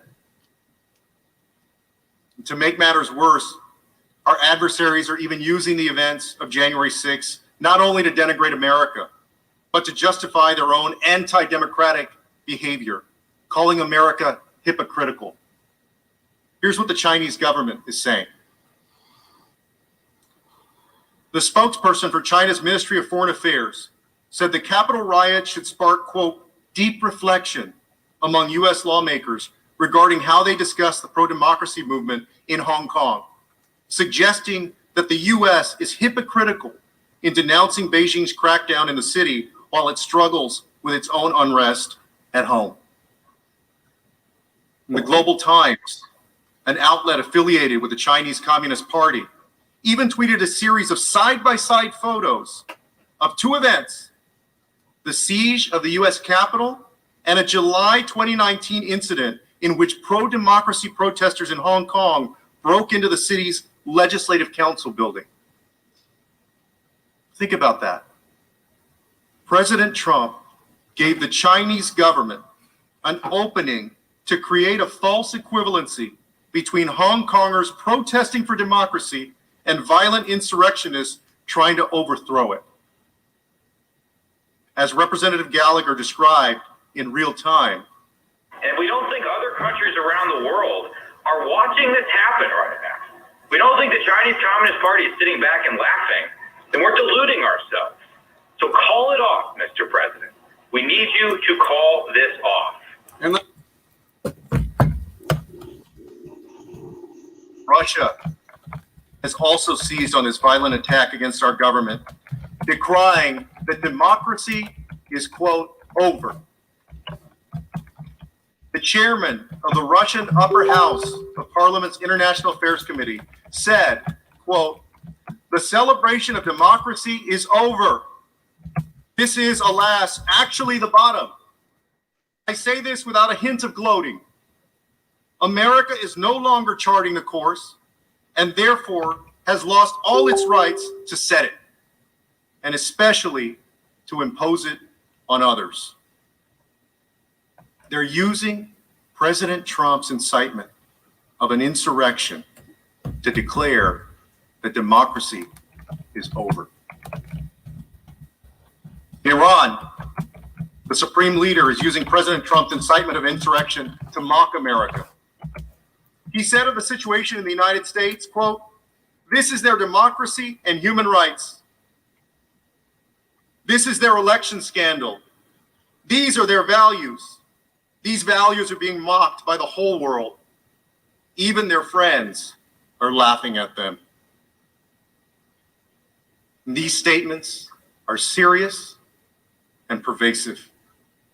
And according to a joint threat assessment bulletin from the Department of Homeland Security, the FBI, and 8 other law enforcement entities, quote, "Since the incident at the U.S. Capitol on January 6th, Russian, Iranian, and Chinese influence actors have seized the opportunity to amplify narratives in furtherance of their policy interests amid the presidential transition."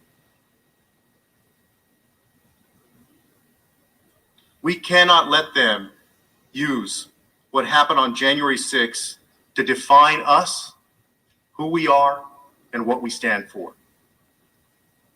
We get to define ourselves by how we respond to the attack of January 6th. And some might be tempted to say and point out that our adversaries are always going to be critical of the United States. But following the insurrection on January 6th, even our allies are speaking up. Canadian Prime Minister Justin Trudeau said, quote, "What we witnessed was an assault on democracy by violent rioters, incited by the current president and other politicians. As shocking, deeply disturbing, and frankly saddening as that event remains, we have also seen this week that democracy is resilient in America, our closest ally and neighbor." The German foreign minister said, quote, "This closing of ranks begins with holding those accountable who are responsible for such escalations. That includes the violent rioters, and it also includes their instigators." The world is watching and wondering whether we are who we say we are. Because when our other countries have known chaos, our Constitution has helped keep order in America. This is why we have a Constitution. We must stand up for the rule of law, because the rule of law doesn't just stand up by itself. After the insurrection, my colleagues on the House Foreign Affairs Committee, the chairman and the ranking member, issued a bipartisan statement that said, quote, "America has always been a beacon of freedom to the world, proof that free and fair elections are achievable and that democracy works. But what happened at the Capitol today has scarred our reputation and has damaged our standing in the world. Today's violence, an inevitable result when leaders in positions of power misled the public, will certainly empower dictators and damage struggling democracies." And that's true. For generations, the United States has been a North Star in the world for freedom, democracy, and human rights, because America is not only a nation. For many, it's also an idea. It's the light that gives hope to people struggling for democracy in autocratic regimes, the light that inspires people fighting across the world for fundamental human rights, and the light that inspires us to believe in something larger than ourselves. And this trial is an opportunity to respond and to send a message back to the world. And I say this as somebody who loves my country, our country, just as all of you do. There is a lot of courage in this room, a lot of courage that has been demonstrated in the lives of the people in this room. Some folks have stood up for the civil rights of fellow Americans and risk their careers and their reputations, their livelihoods, and their safety, standing up for civil rights. Many members of Congress have risked their lives in service to our country, in uniform, fighting in the jungles of Vietnam, patrolling the mountains of Afghanistan. You served our country because you were willing to sacrifice to defend our nation as we know it and as the world knows it. And although most of you have traded in your uniform for public service, your country needs you one more time.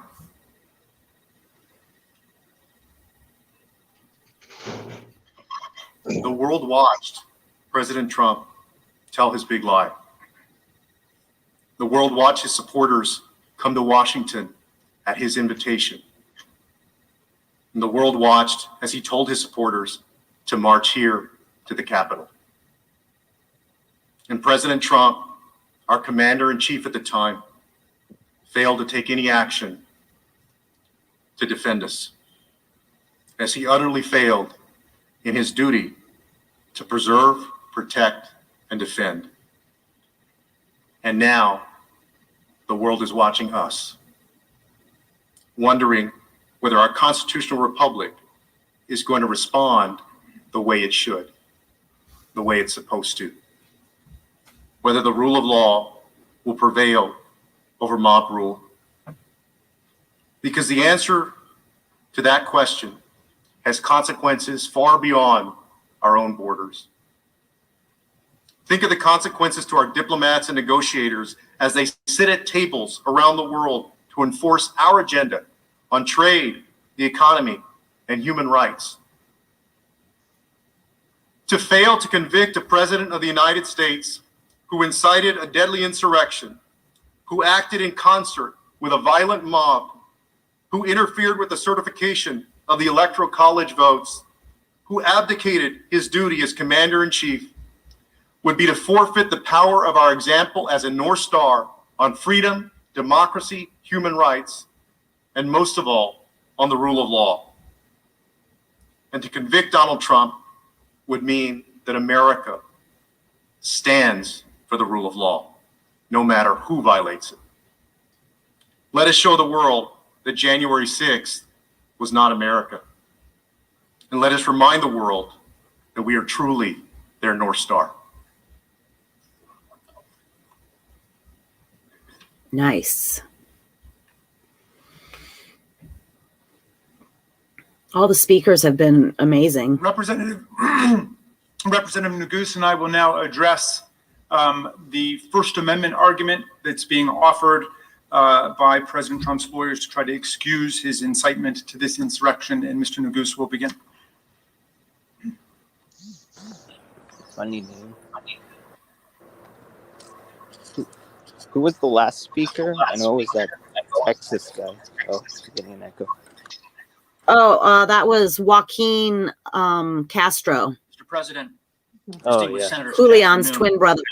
You have Oh. heard over the last several days overwhelming evidence that President Trump incited an insurrection.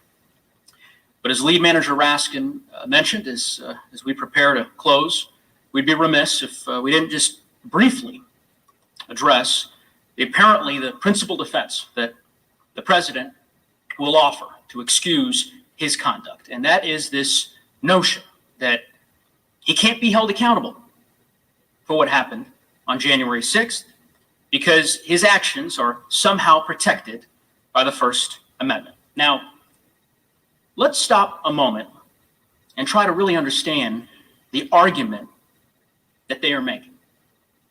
According to President Trump, everything he did, everything we showed you that he did was perfectly okay for him to do. And for a future president to do again. And the Constitution, apparently, in their view, forbids you from doing anything to stop it. That can't be right. It can't be. And it isn't right. Their argument is meant as a distraction. They are concerned not with the facts that actually occurred, the facts that we've proven, but with an alternative set of facts where President Trump did nothing but deliver a controversial speech at a rally. Of course, that's not what we've charged in the article of impeachment. And it's not what happened. You will hear from my colleague, Lead Manager Raskin, the many myriad reasons why this argument that they make is wrong on the law, completely. Not just around the edges. They make major fundamental mistakes of constitutional law, the kind that Lead Manager Raskin tells me wouldn't cut it in his first year law course, which of course he certainly would know since he has taught this subject for decades. And that explains why so many lawyers who've dedicated their lives to protecting free speech, including many of the nation's most prominent conservative free speech lawyers, have described President Trump's First Amendment claims as, quote, legally frivolous. It's another quote from a recent letter from prominent free speech lawyers that, quote, the First Amendment is no bar to the Senate convicting former President Trump and disqualifying him from holding future office. Their argument is wrong on the facts, wrong on the law, and would flip the Constitution upside down. Let's start with the facts. Because as you'll see, his free speech claim depends on an account of what he did, of why we're here, that has no basis in the evidence. To hear his lawyers tell it, he was just some guy at a rally expressing unpopular opinions. They would have you believe that this whole impeachment is because he said things that one may disagree with. Really? And make no mistake, they will do anything to avoid talking about the facts of this case. That I can assure you. Instead, we expect they will talk about a lot of other speeches, including some given by Democratic officials, and they will insist with indignation that the First Amendment protects all of this as though it were exactly the same. We trust you to know the difference because you've seen the evidence that we've seen. You've seen, as we've proven over the last 3 days, that his arguments completely misdescribe the reality of what happened on January 6th. They leave out everything that matters about why we're here and what he did. Because President Trump wasn't just some guy with political opinions who showed up at a rally on January 6th and delivered controversial remarks. He was the president of the United States. And he had spent months using the unique power of that office, of his bully pulpit, to spread that big lie that the election had been stolen, to convince his followers to stop the steal, to assemble them just blocks away from here on January 6th, at the very moment that we were meeting to count the electoral college votes, where he knew, where it had been widely reported that they were primed and eager and ready for violence at his signal. And then, standing in the middle of that explosive situation, in that powder keg that he had created over the course of months, before a crowd filled with people that were poised for violence, at his signal, he struck a match. And he aimed it straight at this building, at us. You've seen all that evidence. There's no denying it. That's why the House impeached him. That's why he's on trial. No president, no matter their politics or the politics of their followers, conservative, liberal, or anything else, no president can do what President Trump did. Because this isn't about politics. It's about his refusal to accept the outcome of the election and his decision to incite an insurrection. And there's no serious argument that the First Amendment protects that.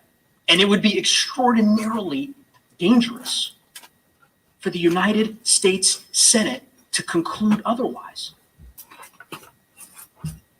To tell future presidents that they can do exactly what President Trump did and get away with it.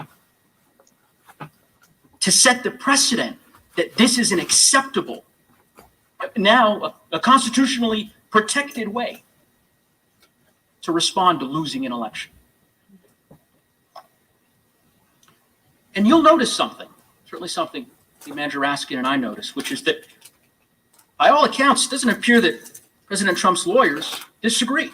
I mean, they don't insist that if the facts we've charged, the facts that we have proven, the facts supported by overwhelming evidence are true, as of course you now know they are, that there's nothing you can do.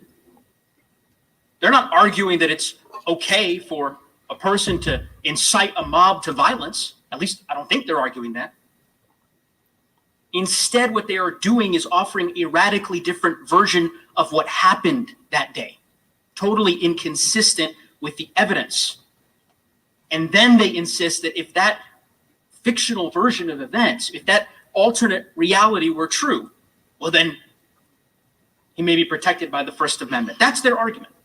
But you are here to adjudicate real evidence, real facts, not hypothetical ones.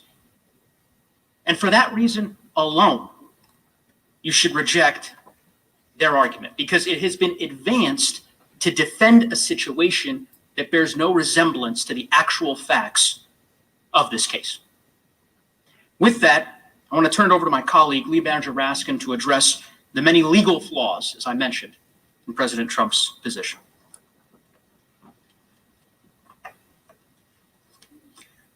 So Mr. Neguse just explained why President Trump's last-ditch First Amendment arguments got nothing to do with the actual facts of the case. He's been impeached for inciting violent insurrection against the government. Incitement to violent insurrection is not protected by free speech. There is no First Amendment defense to impeachment for high crimes and misdemeanors. The idea itself is absurd. And the whole First Amendment smokescreen is a completely irrelevant distraction from the standard of high crimes and misdemeanors governing a president who has violated his oath of office.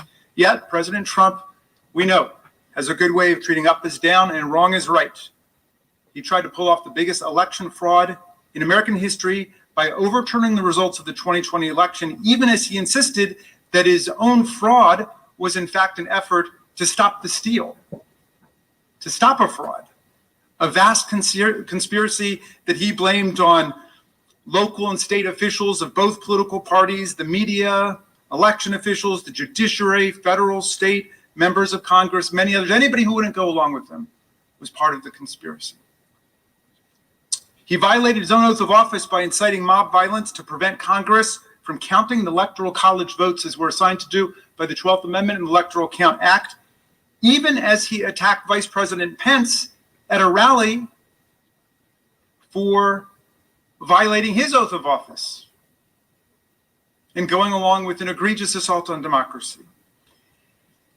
Now he argues that the Congress is violating his free speech rights when it was Donald Trump who incited an insurrectionist attack against us that halted speech and debate on the floor of the House and the Senate during the peaceful transfer of power, and that imperiled the very constitutional order that protects freedom of speech in the first place, along with all of our other fundamental rights.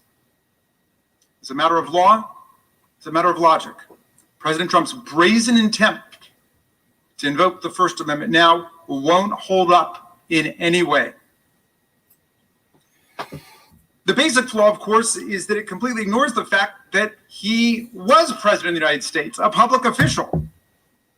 He swears an oath as president that nobody else swears. In exchange, he's given greater powers than anybody else in the entire country, maybe on earth.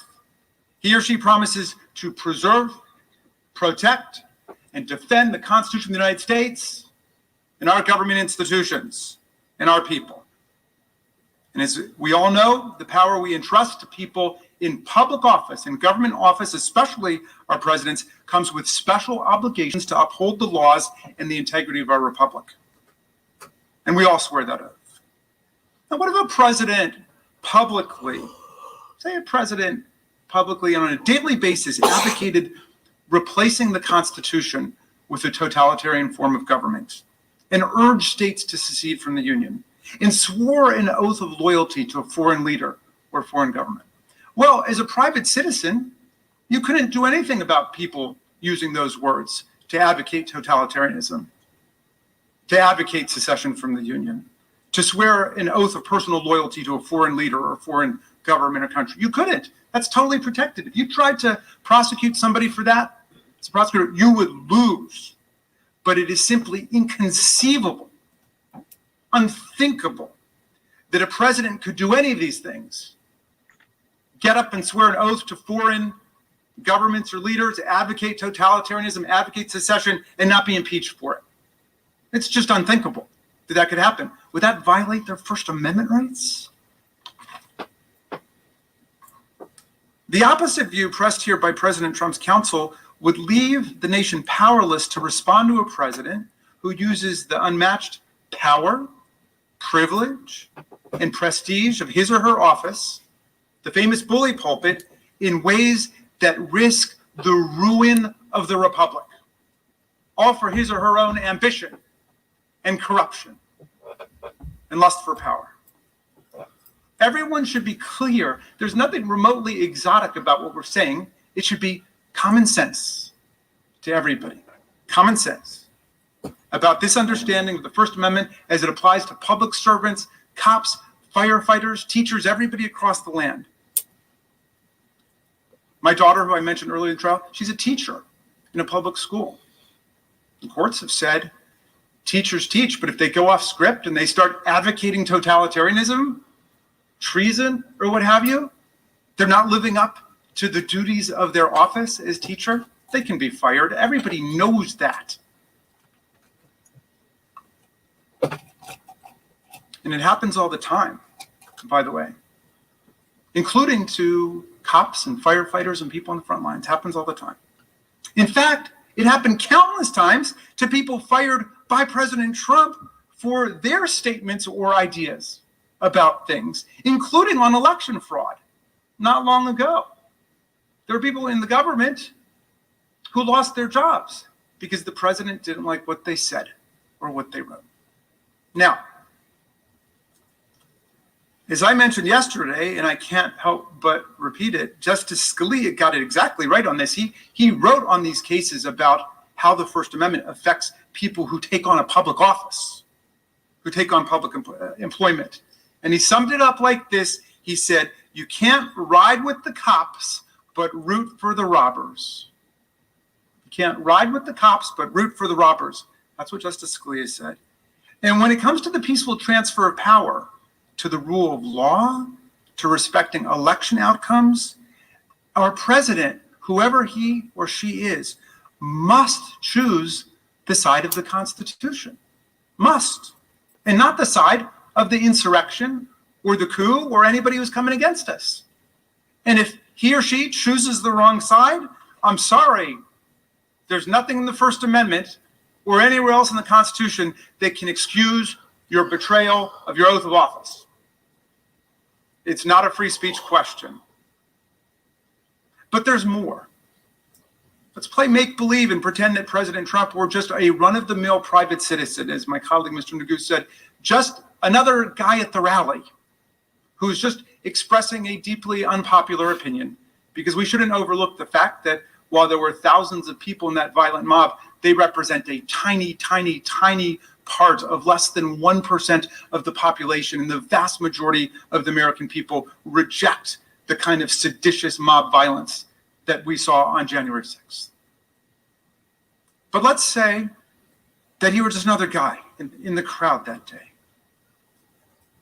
It is a bedrock principle that nobody can incite a riot. First Amendment doesn't protect it. Key case, Brandenburg versus Ohio. There's no First Amendment protection for speech directed to inciting or producing imminent lawless action and likely to produce such action.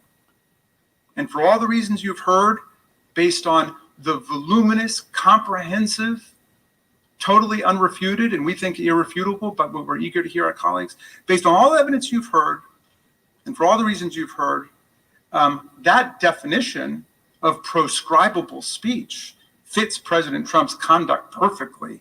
This is a classic case of incitement. And you don't have to take my word for it.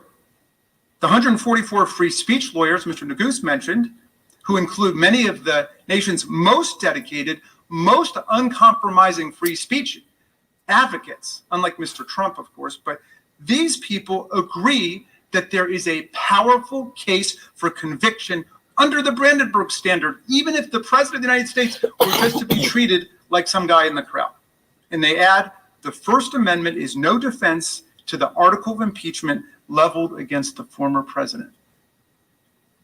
And I mention the Brandenburg standard not because it applies here. Of course it doesn't, since this is an impeachment. It's not a criminal trial, and there's no risk of jail time. Let's be clear about that. The president doesn't go to jail for 1 week, 1 day, 1 hour, or 1 minute based on impeachment and conviction and disqualification from further office.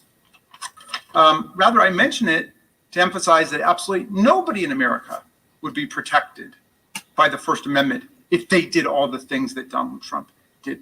Nobody made Donald Trump run for president and swear an oath to preserve, protect, and defend the Constitution on January 20th, 2017. But when he did, by virtue of swearing that oath and entering this high office, he took upon himself a duty to affirmatively take care that our laws would be faithfully executed under his leadership. All of the laws against federal destruction of property, all of the laws. We expected him in everything he said and everything he did to protect and preserve and defend our constitutional system, including the separation of powers. But instead, he betrayed us. And as Representative Cheney said, it was the greatest betrayal of a presidential oath in the history of the United States of America. The greatest. As I mentioned yesterday, President Trump is not even close to the proverbial citizen who falsely shouts fire in a crowded theater. He is like the now proverbial municipal fire chief who incites a mob to go set the theater on fire and not only refuses to put out the fire, but encourages the mob to keep going as the blaze spreads. We would hold that fire chief accountable. We would forbid him from that job ever again. And that's exactly what must happen here. There are hundreds of millions of citizens who can be president. Donald Trump has disqualified himself, and you must disqualify him too. Just like the fire chief who sends the mob, President Trump perverted his office by attacking the very Constitution he was sworn to uphold. In fact, that's one reason why this free speech rhetoric at this trial is so insidious. His conduct represented the most devastating and dangerous assault by a government official on our Constitution, including the First Amendment in living memory. We wouldn't have free speech or any other rights if we didn't have the rule of law, peaceful transfer of power, and a democracy where the outcome of the election is accepted by the candidate who lost. We had it all the way up until 2020. And the central purposes of the First Amendment are democratic self-government and civic truth-seeking, two purposes that President Trump sought to undermine, not advance, in the course of his conduct, as we have definitively demonstrated this trial. The violence he incited threatened all of our freedoms, It threatened the very constitutional order that protects free speech, due process, religious free exercise, the right to vote, equal protection, and the many other fundamental rights that we all treasure and cherish as citizens of the United States. The First Amendment does not create some superpower immunity from impeachment for a president who attacks the Constitution in word and deed while rejecting the outcome of an election he happened to lose. If anything, President Trump's conduct was an assault on the First Amendment and equal protection rights that millions of Americans exercised when they voted last year, often under extraordinarily difficult and arduous circumstances. Remember, the First Amendment protects the right of the people to speak about the great issues of our day, to debate during elections, and then to participate in politics by selecting the people who will be our leaders. And remember, in American democracy, those of us who aspire and attain to public office are nothing but the servants of the people. Nothing. Not the masters of the people. We have no kings here. We have no czars. Here the people govern, President Ford said. The people. Most important words of the Constitution are the first three, we the people. But all this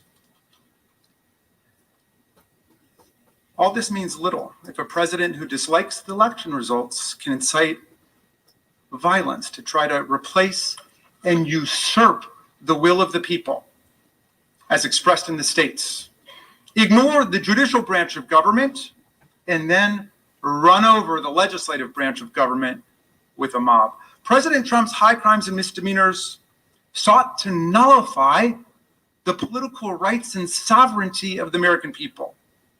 Our right as a people to deliberate, to form opinions, to persuade each other to vote, and then to decide who our president will be. The sovereignty of the people. That's an attack on the First Amendment, I would say. In addition, President Trump's actions were a direct attack on our own freedom of speech here in the Capitol. Members of Congress are sent here to speak for their constituents. That's why we have our own little mini free speech clause, the speech and debate clause. That's literally our job. We come here and represent the views of our people. The attack that President Trump incited forced members of Congress to stop speaking and to literally flee for our lives and the lives of our staffs and our families. The man whose statements and actions halted speech in Congress, speech related to the peaceful transfer of power, has no right to claim that free speech principles prevent this body from exercising its constitutional powers to hold him accountable for his offense against us. You know, Voltaire said famously, and our founders knew it, I may disagree with everything you say, but I will defend with my life your right to say it. President Trump says, because I disagree with everything you say, I will overturn your popular election and incite insurrection against the government. And we might take a moment to consider another Voltaire insight, which a high school teacher of mine told me when a student asked, when was the beginning of the Enlightenment? And she said, I think it was when Voltaire said, anyone who can make you believe absurdities can make you commit atrocities. There's no merit whatsoever to any of the free speech rhetoric, the empty free speech rhetoric you may hear from President Trump's lawyers.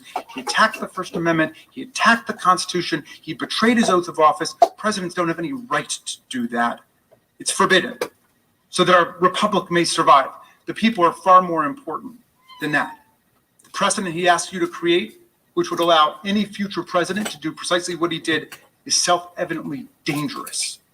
And so there can be no doubt, none at all, the president lacks any First Amendment excuse or defense or immunity. He incited a violent insurrection against our government. He must be convicted.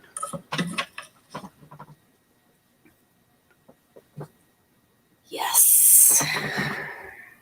And now I'm going to call up Representative Dean, who will explain why, contrary to the president's claims, the House provided him with all the process that was due to him in this impeachment process.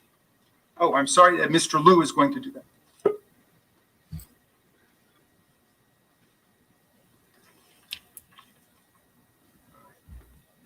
Welcome back. Thank you for your time and your attention. We all heard President Trump's attorneys on Tuesday, and as part of President Trump's efforts to avoid talking about his own conduct, to avoid talking about anything related to his constitutional crime, we expect that President Trump will raise process objections. His due process claims are without merit.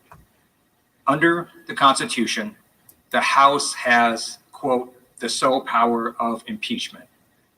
That provision confirms that the House functions as a grand jury or a prosecutor. The House decides whether to bring charges. Now, in other impeachment cases, the House has provided certain deliberative and procedural privileges to the person being impeached, but those are exactly that, privileges. They are discretionary. The House has the power to decide its own rules, how it wants to pass the article of impeachment. And in this case, the House debated the article of impeachment and passed it on a bipartisan vote. I'm a former prosecutor. I just want to add that I've had the opportunity to decide whether to bring charges. And when you see a crime committed in plain view, prosecutors don't have to spend months investigating before they bring charges. I note that in this case, in fact, hundreds of people have been arrested and charged by prosecutors for the violence on January 6th. There was no reason for the House to wait to impeach the man at the very top that incited the violence. I also like to emphasize that the House had good reason to move quickly. This was an exigent circumstance. This was not a case where there was hidden conduct or some conspiracy that required months and maybe years of investigation. This case does not raise very complicated legal issues. The gravity of the president's conduct demanded the clearest of responses from the legislature, particularly given that the president was still in office at the time the House approved this article, and rumors of further violence echoed around the country. They still do. There must be absolutely no doubt that Congress will act decisively against a president that incites violence against us. That is why the House moved quickly here. And President Trump, who created that emergency, cannot be heard to complain that the House impeached him too quickly for the emergency he caused. Another point on the due process question. Earlier in this trial, President Trump's attorneys suggested that the House somehow deliberately delayed the transmission of this article of impeachment. That is simply not accurate. When the House adopted this article of impeachment on a bipartisan vote, we were ready to begin trial. But the Senate was not in session at the time. And when we inquired as to our options, Senate officials told us clearly and in no uncertain terms that if the clerk of the House attempted to deliver the article of impeachment to the Secretary of the Senate before the Senate reconvened, that the clerk of the House would have been turned back at the door. That's why the trial did not begin then.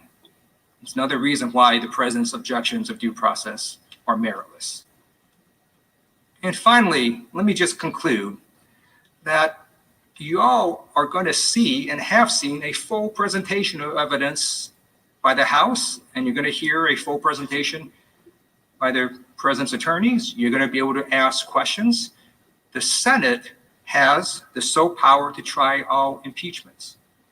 President Trump is receiving any and all process that he is due right here in this chamber.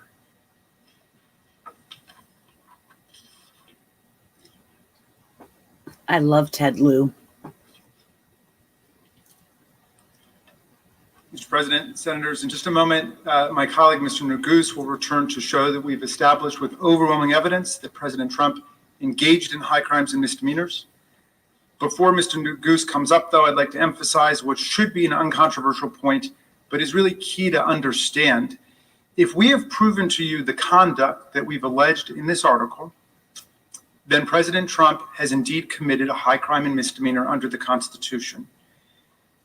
Incitement of insurrection under these circumstances is undoubtedly, in the words of George Mason from the Constitutional Convention, a great and dangerous offense against the Republic. Indeed, it is hard to think of a greater or more dangerous offense against the Republic than this one. So, to be very precise about this, I hope we all can agree today that if a president does incite a violent insurrection against the government, he can be impeached for it. I hope we all can agree that that is a constitutional crime.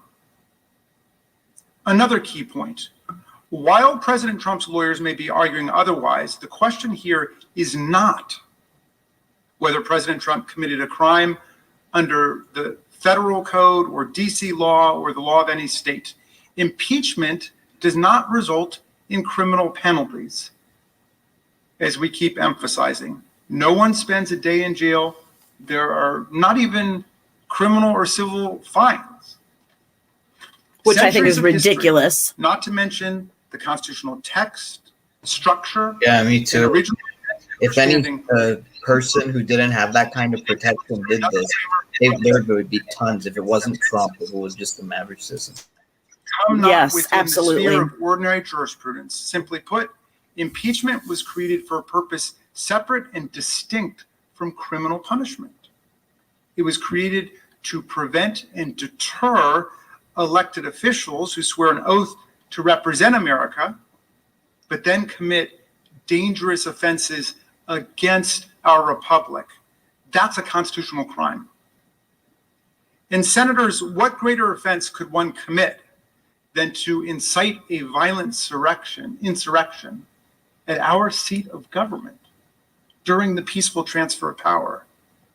In circumstances where violence is foreseeable, where a crowd is poised for violence to provoke a mob of thousands to attack us with weapons and sticks and poles, to bludgeon and beat our law enforcement officers and to deface these sacred walls and to trash the place, and to do so while seeking to stop us from fulfilling our own oaths, our own duties to uphold the Constitution by counting the votes from our free and fair elections, and then to sit back and watch in delight as insurrectionists attack us, violating a sacred oath and engaging in a profound dereliction and desertion of duty? How can we assure that our commander-in-chief will protect, preserve, and defend us and our Constitution if we don't hold a president accountable in a circumstance like this? What is impeachable conduct if not this? I challenge you all to think about it. If you think this is not impeachable, what is? What would be? If President Trump's lawyers endorse his breathtaking assertion that his conduct in inciting these events was totally appropriate, and the Senate acquits Donald Trump, then any president could incite and provoke insurrectionary violence against us again. If you don't find this a high crime and misdemeanor today, you have set a new terrible standard for presidential misconduct in the United States of America. The only real question here is the factual one. Did we prove that Donald Trump, while president of the United States, incited a violent insurrection against the government? Incitement, of course, is an inherently fact-based and fact-intensive judgment, which is why we commend you all for your scrupulous attention to everything that took place. But we believe that we have shown you overwhelming evidence in this case that would convince anyone using their common sense that this was indeed incitement, meaning that Donald Trump's conduct encouraged violence, the violence was foreseeable, and he acted willfully in the actions that encouraged violence. Mr. Neguse will take you through that evidence again.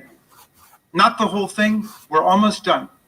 We're almost done, but we don't want it to be said, they never proved this or they never proved that, because my magnificent team of managers has stayed up night after night after night through weeks to compile all of the factual evidence, and we have put it before you.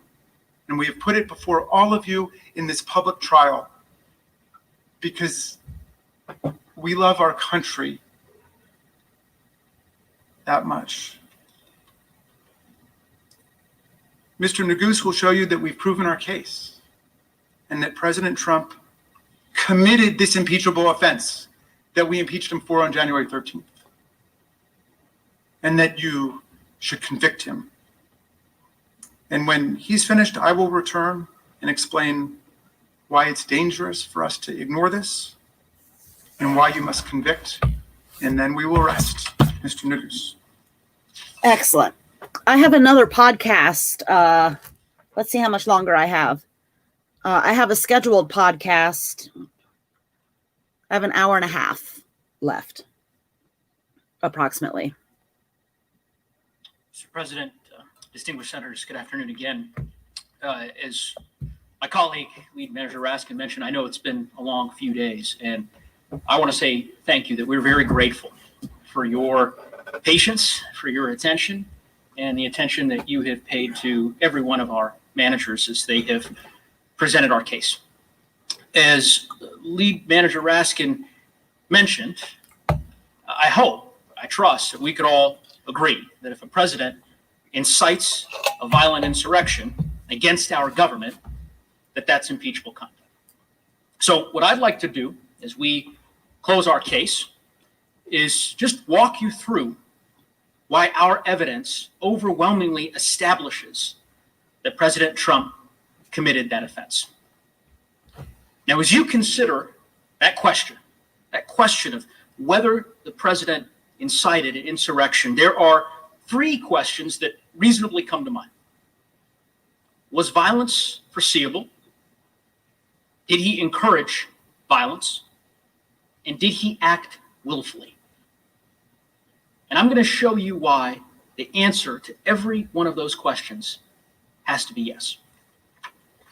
First, let's start with foreseeability.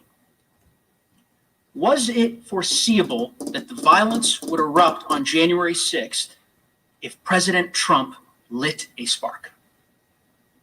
Was it predictable that the crowd at the Save America rally was poised on a hair trigger for violence, that they would fight, literally, if provoked to do so? Of course it was. When President Trump stood up to that podium on January 6th, he knew that many in that crowd were inflamed, were armed, were ready for violence.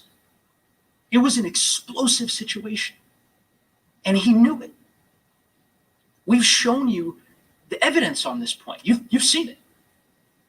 The images, the videos, the articles, and the pattern, which show that the violence on that terrible day was entirely foreseeable. We've showed you how this all began with the big lie, the claim that the election was rigged and that President Trump and his supporters were the victims of a massive fraud, a massive conspiracy to rip away their votes. We've showed you how President Trump spread that lie and how over the course of months, with his support and encouragement, it inflamed part of his base, resulting in death threats, real-world violence, and increasingly extreme calls to stop the steal. We established that after he lost the election, the president was willing to do just about anything to prevent the peaceful transfer of power, that he tried everything he could do to stop it. You'll recall the evidence on the screen. Him pressuring and threatening state election officials, attacking them to the point of literally calling them enemies of the state, threatening at least one of them with criminal penalties.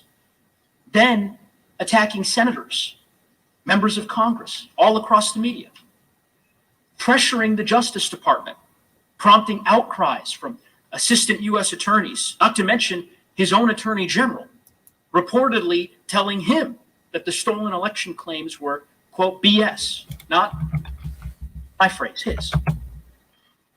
And then, as January 6th approached, he moved on to attacking his own vice president, openly and savagely. He recounted throughout that entire period all the ways in which President Trump inflamed his supporters with lies that the election was stolen. And as every single one of us knows, nothing in this country is more sacred, nothing, than our right to vote, our voice. And here you have the President of the United States telling his supporters that their voice, that their rights as Americans were being stolen from them, ripped away. That made them angry. Angry enough to stop the steal, to fight like hell to stop the steal. And we showed you this. You saw the endless tweets, the rallies, the statements encouraging and spreading that big lie. You saw that he did this over and over again with the same message each time. You must fight to win it back. You must never surrender, no matter what. And remember, each time that his supporters along the way showed violence, he endorsed it, encouraged it, praised it. All part of that same demand to stop the steal and fight like hell. Remember the video that Manager Plaskett showed you from Texas? Some of his supporters encircling a bus of campaign workers on a highway. Mm-hmm. People easily could have been killed. Easily. What did he do? He tweeted it and made a joke about it at a rally. Called them patriots.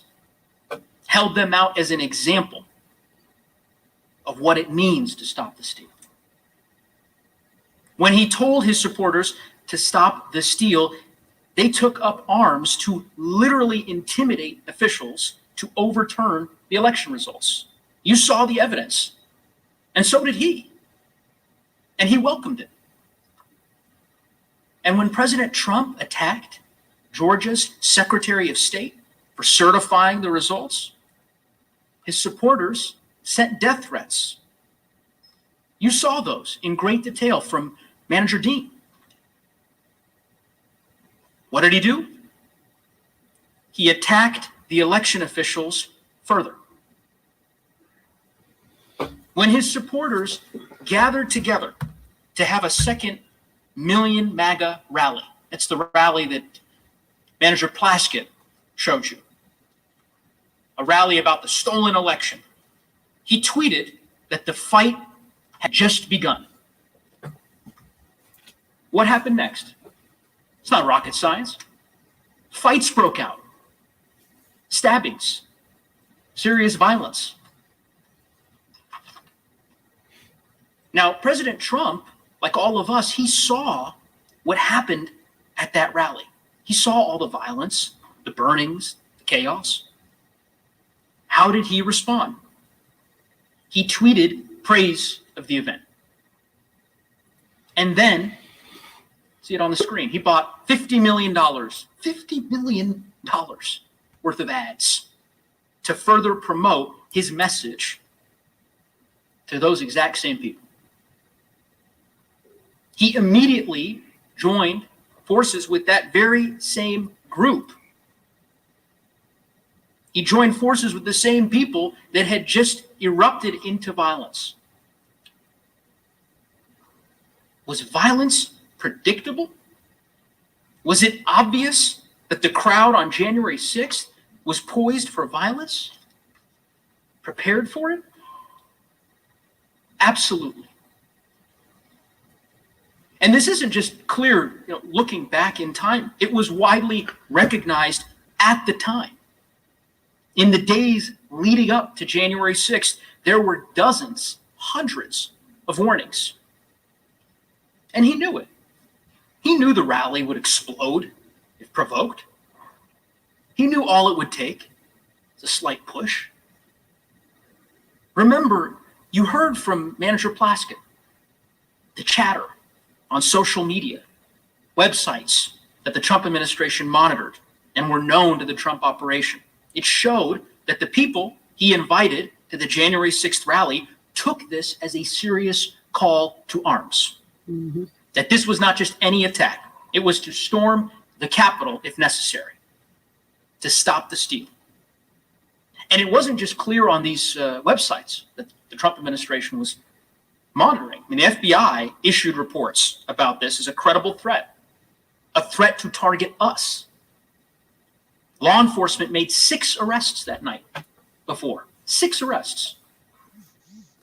Newspapers across the city warned of the risk of the violence. There can be no doubt that the risk of violence was foreseeable. And what did he do in the days leading up to the rally? Did he calm the situation? Ask yourself. I mean, did he call for peace? No. He didn't do that. He spread his big lie more. The most dangerous lie, as I mentioned, that Americans' votes were being stolen and that the final act of theft would occur here in the Capitol. And then he assembled all of those supporters. He invited them to an organized event on a specific day, at a specific time, matched perfectly to coincide with the joint session of Congress, to coincide with the steal that he had told them to stop by any and all means. Again, he was told by law enforcement and all over the news that these people were armed and ready for real violence. He knew it. I mean, he knew it perfectly well, that he had created this powder keg at his rally. He knew just how combustible that situation was. He knew there were people before him who had prepared, who were armed and armored. He knew they would jump to violence at any signal, at any sign from him that he needed them to fight, that he needed them to stop the steal. And we all know what happened next. Second question. Did he encourage the violence? Standing in that powder keg, did he light a match? Everyone knows the answer to that question. The hours of video you all have watched leave no doubt. Just remember what he said on January 6th. All of us here today do not want to see our election victory stolen. There's never been anything like this. It's a pure theft in American history. Everybody knows it. Make no mistake, this election was stolen from you, from me, and from the country. At the opening of... We will never give up. We will never concede. It doesn't happen. You don't concede when there's theft involved. And to use a favorite term that all of you people really came up with, we will stop the steal. We must stop the steal. We will not let them silence your voices. We're not going to let it happen. Not going to let it happen.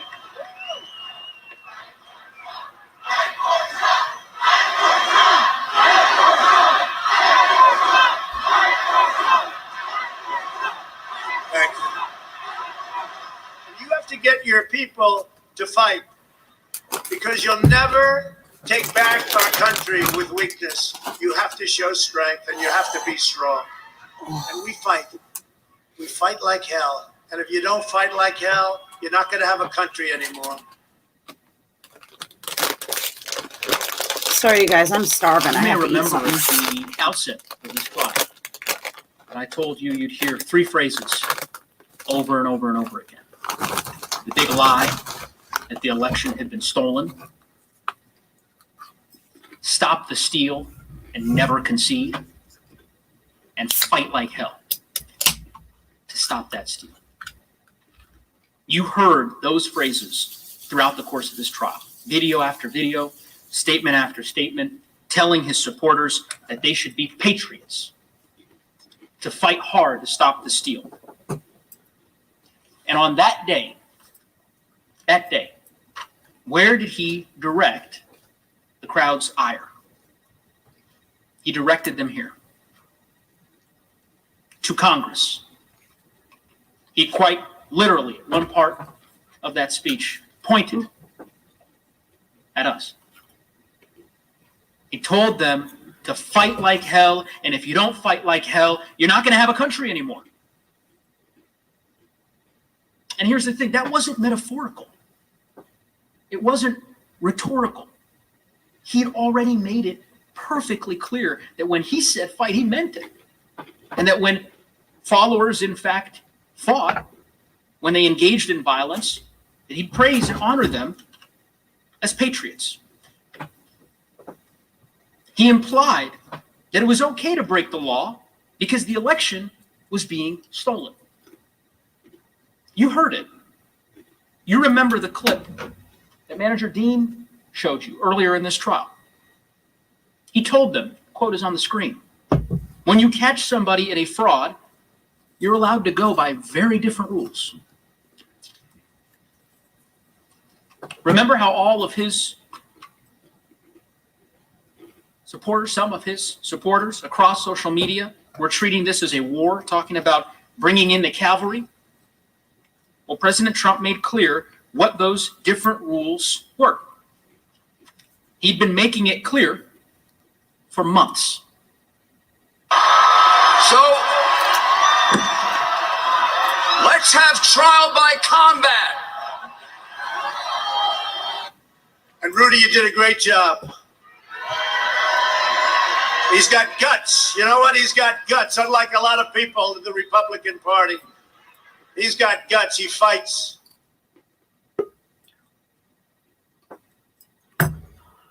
His message was crystal clear. And it was understood immediately, instantly, by his followers. And we don't have to guess. We don't have to guess as to how they reacted. We can look at how people reacted to what he said. You saw them. You saw the violence. It's pretty simple. He said it, and they did it. And we know this because they told us. They told us in real time during the attack. You saw the affidavits, the interviews on social media, on live TV. They were doing this for him because he asked them to. It wasn't just insurrectionists who confirmed this. Many, many people, including current and former officials, immediately recognized that the president had incited the crowd, that he alone was capable of stopping the violence, that he did this and he had to call it off because he was the only one who could. Let's see what Representative McCarthy, Representative Gallagher, Chris Christie, Representative Kinzinger, and Representative Katko had to say. I could not be sadder or more disappointed with the way our country looks at this very moment. People are getting hurt.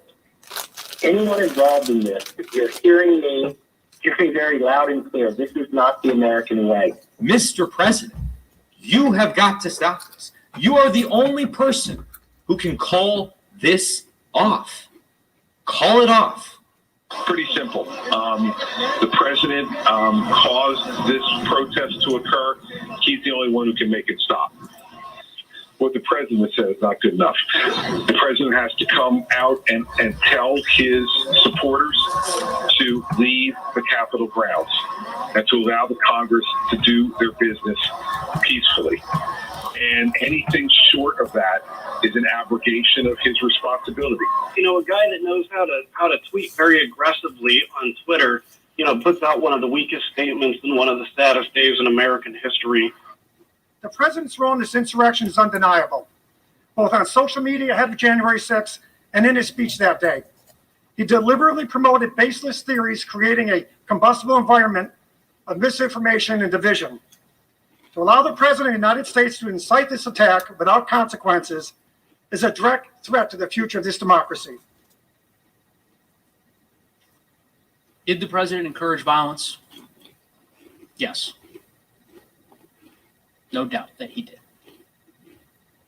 Final question. Did the president act willfully in his actions that encouraged violence? Well, let's look at the facts. He stood before an armed, angry crowd known to be ready for violence at his provocation. And what did he do? He provoked them. He aimed them here, told them to fight like hell. And that's exactly what they did. And his conduct throughout the rest of that terrible day really only confirms that he acted willfully, that he incited the crowd and then engaged in a dereliction of duty while he continued inflaming the violence. And again, we don't have to guess what he thought because he told us. Remember the video he released at 4:17 p.m.? Lead Manager Raskin showed that to you yesterday. The one where he said, quote, "We had an election that was stolen from us." Remember the tweet that he put out just a couple hours later, 6:01 p.m. on January 6th. You've seen it many times. You can see it on the slide. That these are the things that happen when a sacred landslide election victory is so unceremoniously and viciously stripped away. That is what he was focused on. Spreading the big lie and praising the mob that attacked us and our government. You heard Manager Cicilline describe reports. The president was delighted, enthusiastic, confused that others didn't share his excitement as he watched the attack unfold on TV. He cared more about pressing his efforts to overturn the election than he did about saving lives, our lives. Mm-hmm. Look at what President Trump did that day after the rally. It's important. He did virtually nothing. We've seen, Manager Castro mentioned this, that when President Trump wants to stop something, he does so simply, easily, quickly. But aside from 4 tweets and a short clip during the over 5-hour long attack, he did nothing. On January 6th, he didn't condemn the attack, didn't condemn the attackers, didn't say that he would send help to defend us or defend law enforcement. He didn't react to the violence with shock or horror or dismay as we did. He didn't immediately rush to Twitter and demand in the clearest possible terms that the mob disperse, that they stop it, that they retreat. Instead, he issued messages in the afternoon that sided with them. The insurrectionists who had left police officers battered and bloodied. He reacted exactly the way someone would react if they were delighted, and exactly unlike how a person would react if they were angry at how their followers were acting. Again, ask yourself how many lives would have been saved, how much pain and trauma would have been avoided if he had reacted the way that a president of the United States is supposed to act. There are two parts of President Trump's failure here, his dereliction of duty, that I just have to emphasize for a moment. First is what he did to Vice President Mike Pence, the Vice President of the United States of America. His own Vice President was in this building with an armed mob shouting, "Hang him." The same armed mob that set up gallows outside. You saw those pictures. And what did President Trump do? He attacked him more. He singled him out by name. It's honestly hard to fathom. Second, our law enforcement. The brave officers who My were husband's about to sacrificing come in. their lives to defend us, who could not evacuate or seek cover because they were protecting us. I'm not going to go through again what my fellow managers showed you yesterday. I'm live streaming. But let me just say this. Those officers serve us faithfully and dutifully, and they follow their oaths. They deserved a president who upholds his, who would not risk their lives and safety to retain power. A president who would preserve, protect, and defend them. But that's not what he did. When they, the police, still barricaded and being attacked with poles, he said in his video to the people attacking them, "We love you. You're very special." What more could we possibly need to know about President Trump's state of mind? Senators, the evidence is clear. We showed you statements, videos, affidavits that prove President Trump incited an insurrection that he alone had the power to stop.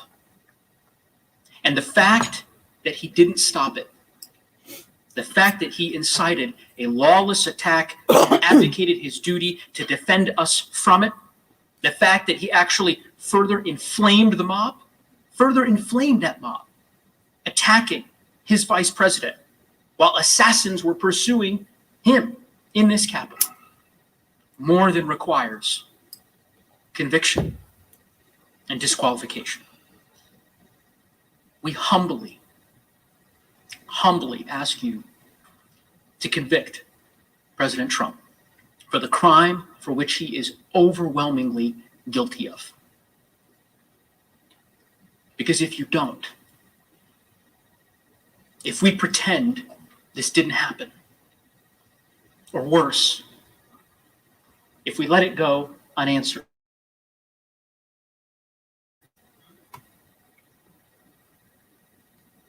who's to say it won't?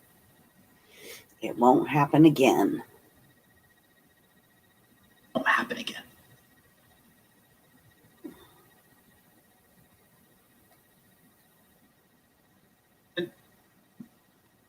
Members of the Senate, first of all, thank you for your close attention and seriousness of purpose that you've demonstrated over the last few days. Thank you also for your courtesy to the House managers as we've come over here, strangers in a strange land, to make our case before this distinguished and august body. All right. I don't know that I'm going to last to the last speaker. Been able to tell you everything we need to say. We will obviously have the opportunity to address. It's like super compelling, though. I'm really torn. but I've been on here going on 20 or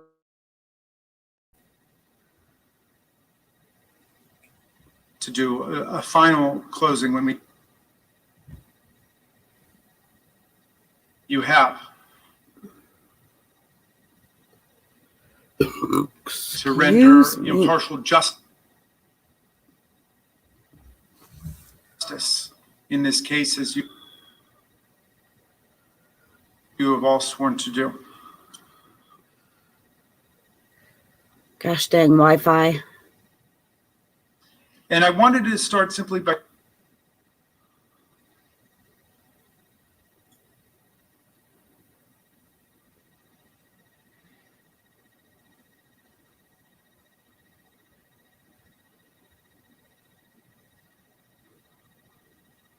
book was created.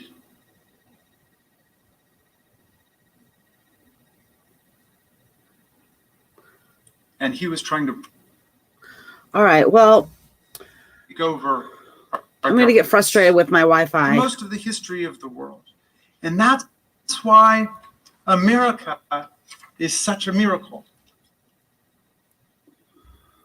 We were founded on the extraordinary principles of the inalienable rights of the people and the consent of the governed and the fundamental equality of all of us. You know, when Lincoln said, government of the people, by the people, and for the people, and he hearkened back to the Declaration of Independence when he said 7 years ago, he knew that that wasn't how we started. We started imperfectly. We started as a slave republic. Lincoln knew that. But he was struggling to make the country better. And however flawed the founders were as men in their times, they inscribed in the Declaration of Independence and the Constitution all the beautiful principles that we needed to open America up to successive waves of political struggle and constitutional change and transformation in the country. So we really would become something much more like Lincoln's beautiful vision of government of the people, by the people, and for the people, the world's greatest multiracial, multi-religious, multi-ethnic constitutional democracy, the envy of the world. As Tom Paine said, an asylum for humanity where people would come. Think about the preamble. Those first three words, pregnant with such meaning, we the people. And then all of the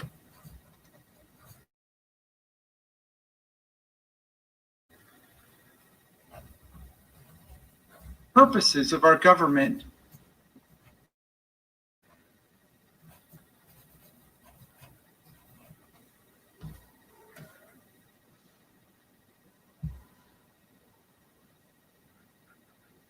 common defense,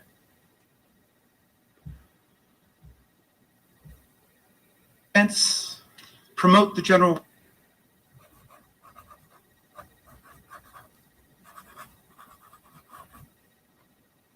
one.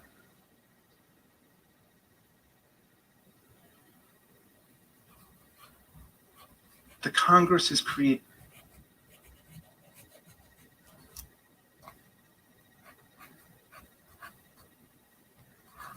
It's a vast power that all of you know so well.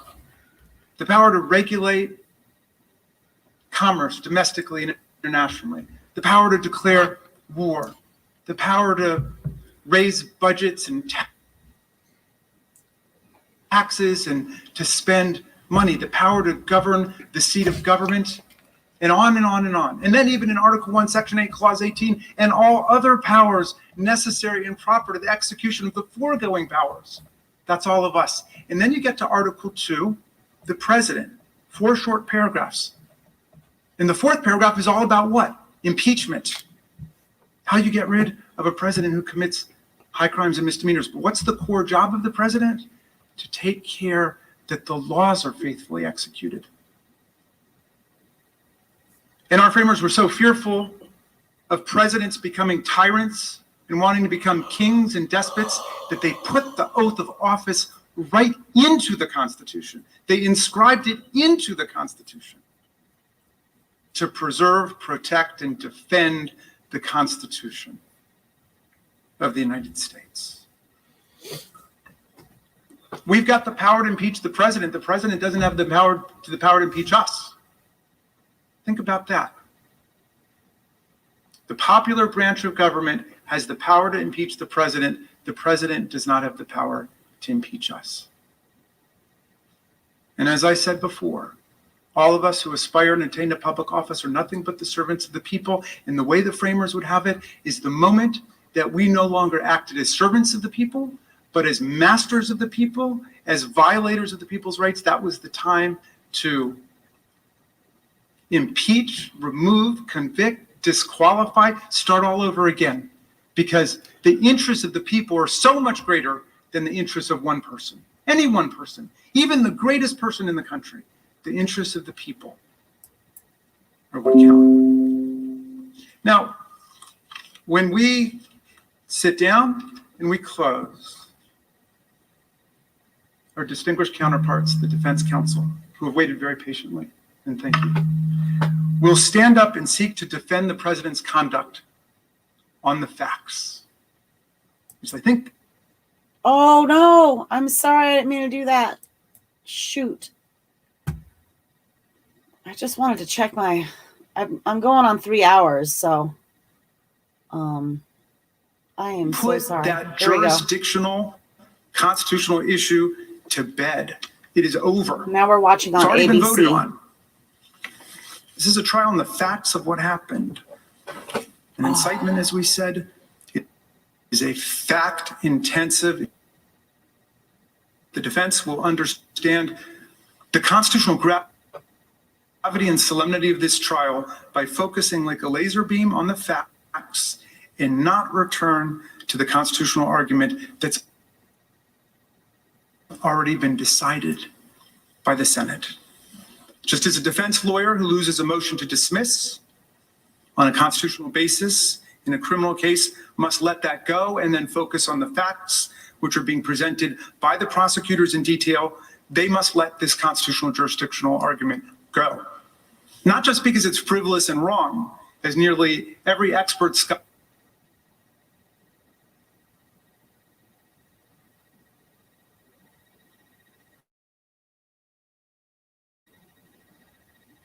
in America opined, but it's not irrelevant.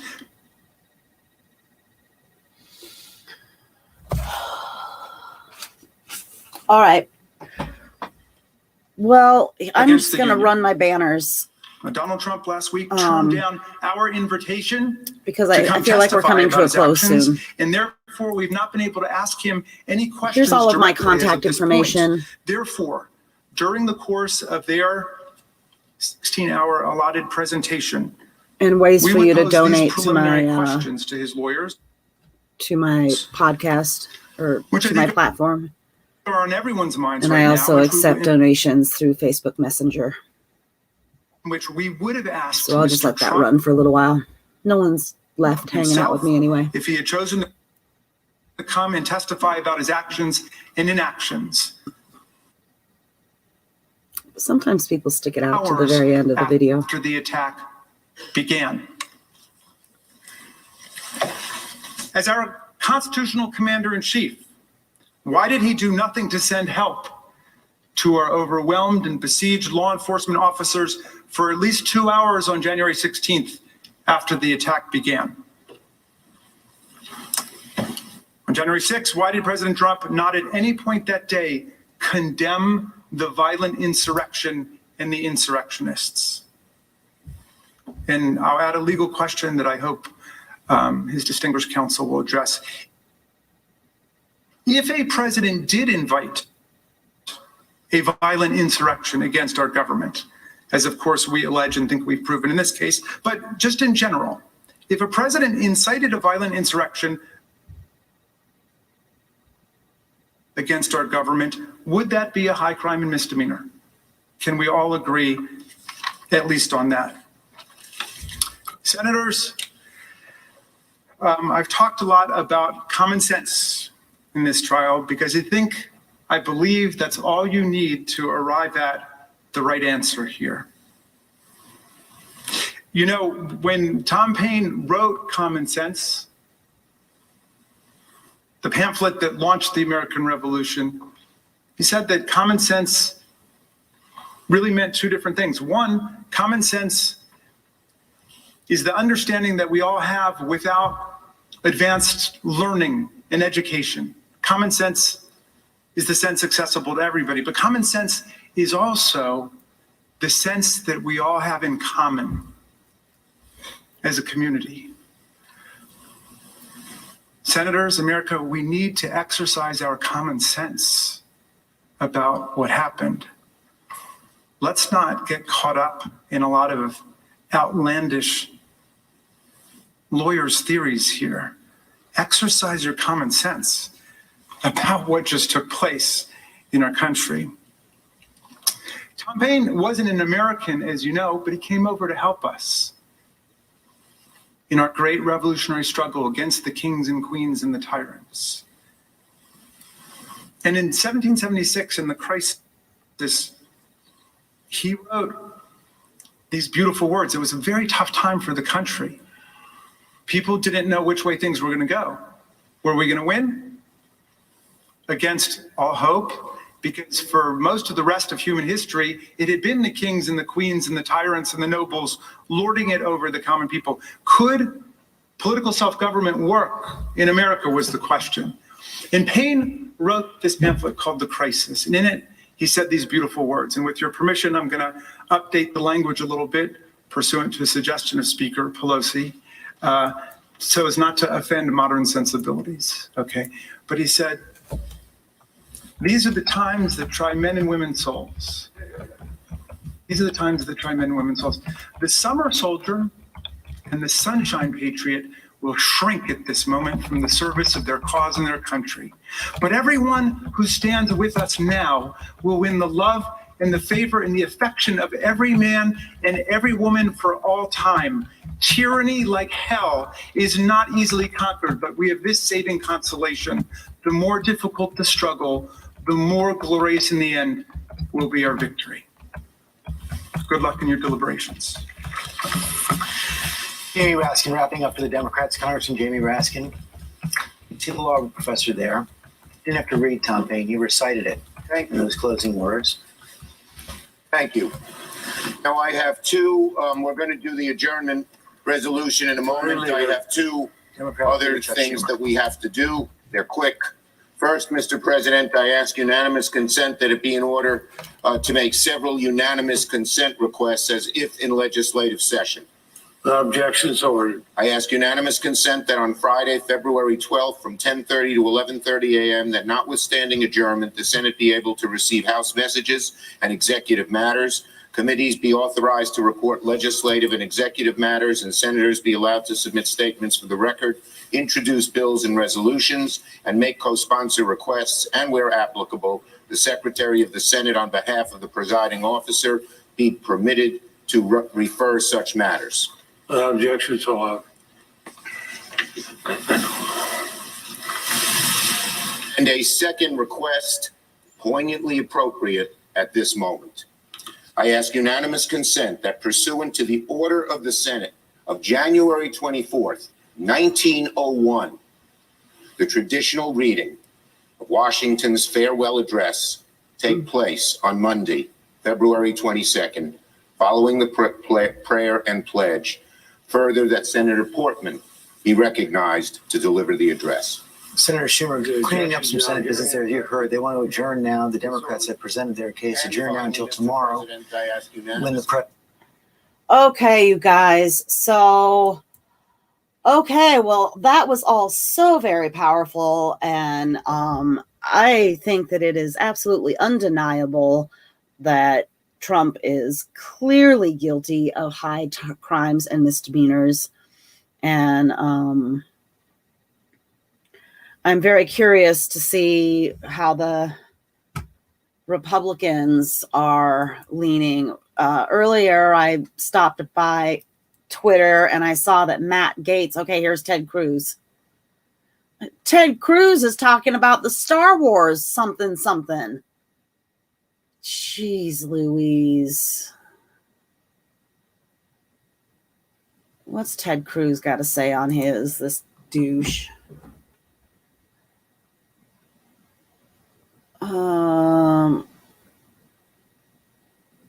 Yeah, the case is getting too repetitive.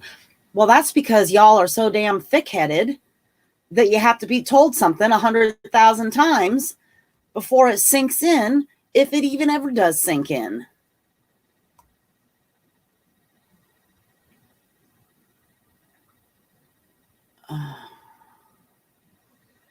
Okay, there's also the Democrats only condemn politically motivated violence when they can pin it on Trump.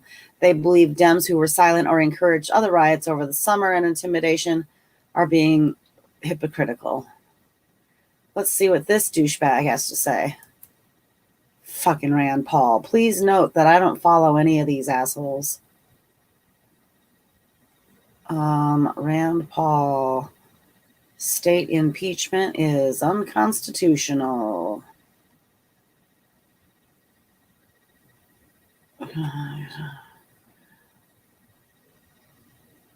No, he's not really.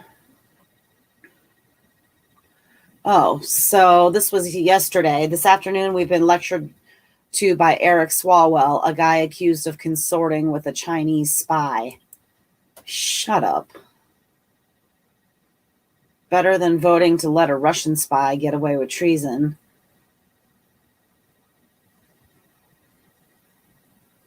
When Trump was informed.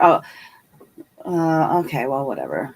All right, well, I'm going to bring this to a close. I'm going to take about a half an hour break, and then I've got another, I have another podcast coming up here pretty soon. So I will be back on the air at 3:30 my time, Arizona time. So thanks for tuning in, and thanks for my guests for coming in to hang out. I'm sorry it wasn't more exhilarating, but mostly I just wanted us to watch the proceedings as they happened. So that's what we did. All right. Peace, everybody. Have a great day.